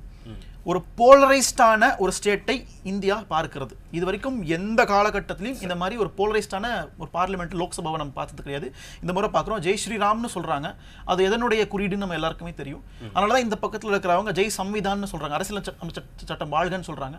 இது எல்லாமே ஒரு இரு துருவங்கள், 2 கொள்கைகளுக்கு நடக்கின்ற ஒரு போட்டியாகத்தான் நாங்கள் பார்க்கிறோம். ஒரு வலுவான ஹெல்தியான காம்படிஷனுக்கு போயிட்டு இருக்குன்னு வரவேற்கிறோம். கண்டிப்பா. பொன் வில்சன், இந்த விவாதம் எப்படி பாக்குறீங்க? ஏன்னா தொடர்ந்து ராகுல் காந்தி தன்னுடைய முழு ஆவேசத்தோட அந்த பேச்சை முன் வச்சாரு. இன்னைக்கு அதுக்கு அது இணையா பிரதமர் மோடியும் தன்னுடைய உரையை பேசிக்கிட்டே வராரு. கடந்த 24 மணி நேரமும் நாங்க 24/7 எங்களால மக்களுக்காக மட்டும்தான் பாஜக பணியாற்றிக்கிட்டு இருக்கு அப்படின்னு அவர் சொல்றாரு. நீங்க மணிப்பூருக்கே போகலையே, அங்க இருக்கக்கூடிய ரத்தக்கரையை பார்க்கவே இல்லையே, பல உலக நாடுகளுக்கு போறீங்க ஆனா மணிப்பூருக்கு உங்களால போக முடியல அப்படின்ற ஒரு கேள்வியை ராகுல் முன்வைக்கிறாரு. எல்லா விஷயத்தையுமே அவர் கேட்டுறாரு. நீட் விஷயத்தையும் கேட்கிறாரு, மணிப்பூர் விஷயத்தை கேட்கிறாரு, அக்னிபாத் திட்டத்தை பத்தி கேட்கிறாரு. அதுக்கெல்லாம் மோடி தொடர்ந்து நாங்க தேச நலனை பார்க்க 24 மணி நேரமும் நாங்கள் உழைத்து கொண்டே இருக்கிறோம், கடந்த 10 ஆண்டுகள்ல வறுமையை ஒழிச்சிருக்கிறோம் அப்படின்ற ஒரு பதிலையும் குறிப்பிட்டிருக்கிறாரு. இது ஆரோக்கியமான ஒரு விவாதமா தான் இருக்கு அப்படின்னு இனியன் குறிப்பிட்டாரு. எப்படி இருக்கு சார்? நான் இப்போ சவுண்ட் நிறைய வருது, குறைச்சிருவாங்க சார். அதான் எப்படின்னா, கடந்த 2 முறை நாடாளுமன்ற தேர்தலில் பிஜேபி வெற்றி பெற்ற பொழுது தனிப்பெரும்பான்மையோட ஆட்சி அமைக்கக்கூடிய வாய்ப்பு கிடைச்சது. அந்த நேரத்தில் இருந்தாலும் பரவாயில்லன்னு ஆனா கூட்டணியை சேர்த்துக்கிட்டாங்க, கூட்டணியில் இருந்த கட்சிகளும் சேர்த்துக்கிட்டாங்க. ஆனா எல்லா முடிவுகளும் தனிப்பட்ட முறையில் எடுக்கக்கூடிய ஒரு வாய்ப்பு அவங்களுக்கு இருந்துச்சு. எந்த முடிவையும் இல்லை, ரொம்ப ரொம்ப சவுண்ட் வருது. சரி சார், வரேன். ஆண்டாள் மேம், இந்த விவாதம் ஆரோக்கியமான விவாதம் அப்படின்றத முன் வச்சிருக்கிறாங்க. இப்போ ஆனால் எதிர்கட்சியிலிருந்து பயங்கரமான ஒரு அமளியை பண்ணிக்கிட்டு இருக்கிறாங்க. ஏன் இப்படிப்பட்ட ஒரு அமளியை பண்ணணும்? அவர் என்ன சொல்ல வர்றாருன்னு கேட்டுட்டு அதுக்கு மறுபடியும் பதில் சொல்லலாம், இல்லை வெளியில ஒரு ப்ரெஸ் மீட்ல பதிலை கொடுக்க முடியும். இப்படி நடத்தவே விடாம பண்றது முறையான விஷயமா? அது ஒரு ஆரோக்கியமான விஷயத்தை நோக்கி நகருதா? இன்னைக்கு நடக்கிற இப்ப நடந்துகிட்டு இருக்க விஷயத்தை பிரைம் மினிஸ்டரோட இப்ப நம்ம பேசிக்கிட்டு இருக்க இதே நேரத்துல அங்க ஒரு கடும் அமளி நடந்துகிட்டு இருக்கு நாடாளுமன்றத்துல.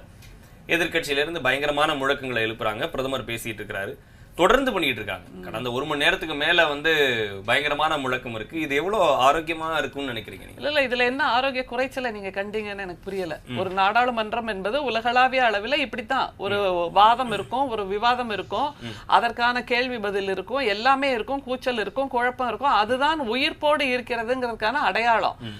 இப்ப 10 வருஷமா மோடி அவர்கள் என்ன பண்ணாரு, எதிர்பக்கத்திலிருந்து யார் எழுந்து நின்று ஒரு குழந்தை மாதிரி ஒரு குரல் எழுப்பினா கூட உடனே அவங்களை வெளியில தள்ளு, பதவி நீக்கம் பண்ண, அவங்க வீட்டை போடுங்க, அவங்களோட கட்சி அக்கௌண்ட்டை ஃப்ரீஸ் பண்ணு, இப்படி எல்லாம் தானே பண்ணிட்டு இருந்தாரு. அங்க கேட்டது என்ன, 10 வருஷமா கேட்டது என்ன, மோடி போற்றி மோடி போற்றி மோடி போற்றி, இதை தவிர வேற எதை கேட்டோம் நம்ம? இப்பதான் உயிர்ப்போட இருக்கு ஜனநாயகம், இப்பதான் உயிர்ப்போட இருக்கு நம்முடைய நாடாளுமன்றம்.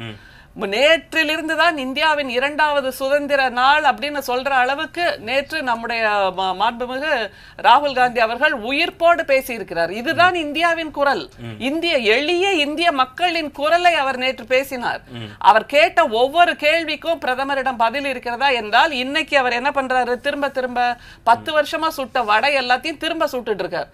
வடைனா கீரை வடை, உளுந்த வடை, பருப்பு வடை, எத்தனை வடை இருக்கும், மசால் வடை, எல்லாத்தையும் இன்னைக்கு திரும்பவும் அதே மாதிரி போடுறாரு. நாங்க கேரளால 1 ஜெயிச்சோம், தமிழ்நாட்டுல 2வது இடத்துக்கு வந்தோம், இதெல்லாம் தான் தெரியுமே ஐயா. ஆனா நீங்க இப்ப எங்க இருக்கீங்க? 400 பார் 400 பார்னு கத்தினீங்கல்ல 10 வருஷமா, இப்ப இல்லவே இல்லையே 400 பார். உங்களை கிரிப்பிள்டுன்னு சொல்லுவோம் ஒரு வார்த்தை ஆங்கிலத்துல, அந்த மாதிரி crippled, BJP has been crippled. அதுதான் உண்மை. அதை தமிழ்ல சொன்னா வேற மாதிரி ஆகும். ஆனா அவர்களால் இயங்க முடியாத அளவுக்கு நீங்கள் உங்களுடைய எதேச்சாதிகாரத்தோடு இயங்க கூடாது, அதில் எங்களுக்கு விருப்பம் இல்லை. இந்தியாக என்பது இப்படித்தான் இருக்க வேண்டும். எதிர்கட்சிகளுக்கும் குரல் இருக்கும். அந்த எதிர்கட்சிகள் என்பது எதிரி கட்சிகள் இல்லை, அவர்களுக்கும் தானே வாக்களித்து மக்கள் அனுப்பி இருக்காங்க. அப்படின்னு பார்க்கும்போது இந்த 2234ங்கிறதும் இந்திய மக்களின் குரல் தான். அதை நீங்க புரிஞ்சுக்கணும். 270 மட்டும் இல்லை, அந்த எதேச்சாதிகாரத்திலிருந்து வெளியில வரணும். அதைத்தானே நம்முடைய நேத்து பேசினவங்க எல்லாருமே சுட்டி காட்டினாங்க. ஜனாதிபதியின் உரை என்பது முற்ற முழுக்க பொய் மூட்டையாக இருந்தது. மொஹுவா மைத்ரா என்ன சொன்னாங்க, கட் காப்பி பேஸ்ட் பண்ணிட்டாங்க அவங்களோட ஸ்பீச் ரைட்டர்ஸ் எல்லாம் அப்படின்னு. மெஜாரிட்டி இருக்கு அப்படின்றாங்க. எங்க இருக்கு மெஜாரிட்டி? இல்லாத ஒன்றை இருப்பதாக சொல்கிறீர்கள். நாடு முழுக்க தேனும் பாலும் ஓடுறதா சொன்னாங்க, எதுவுமே இல்ல. நேத்து ராகுல் பேசின போது here is the leader India wants, here is the leader India has dreamt of என்பதை நேத்து நிரூபித்து இருக்கிறார்.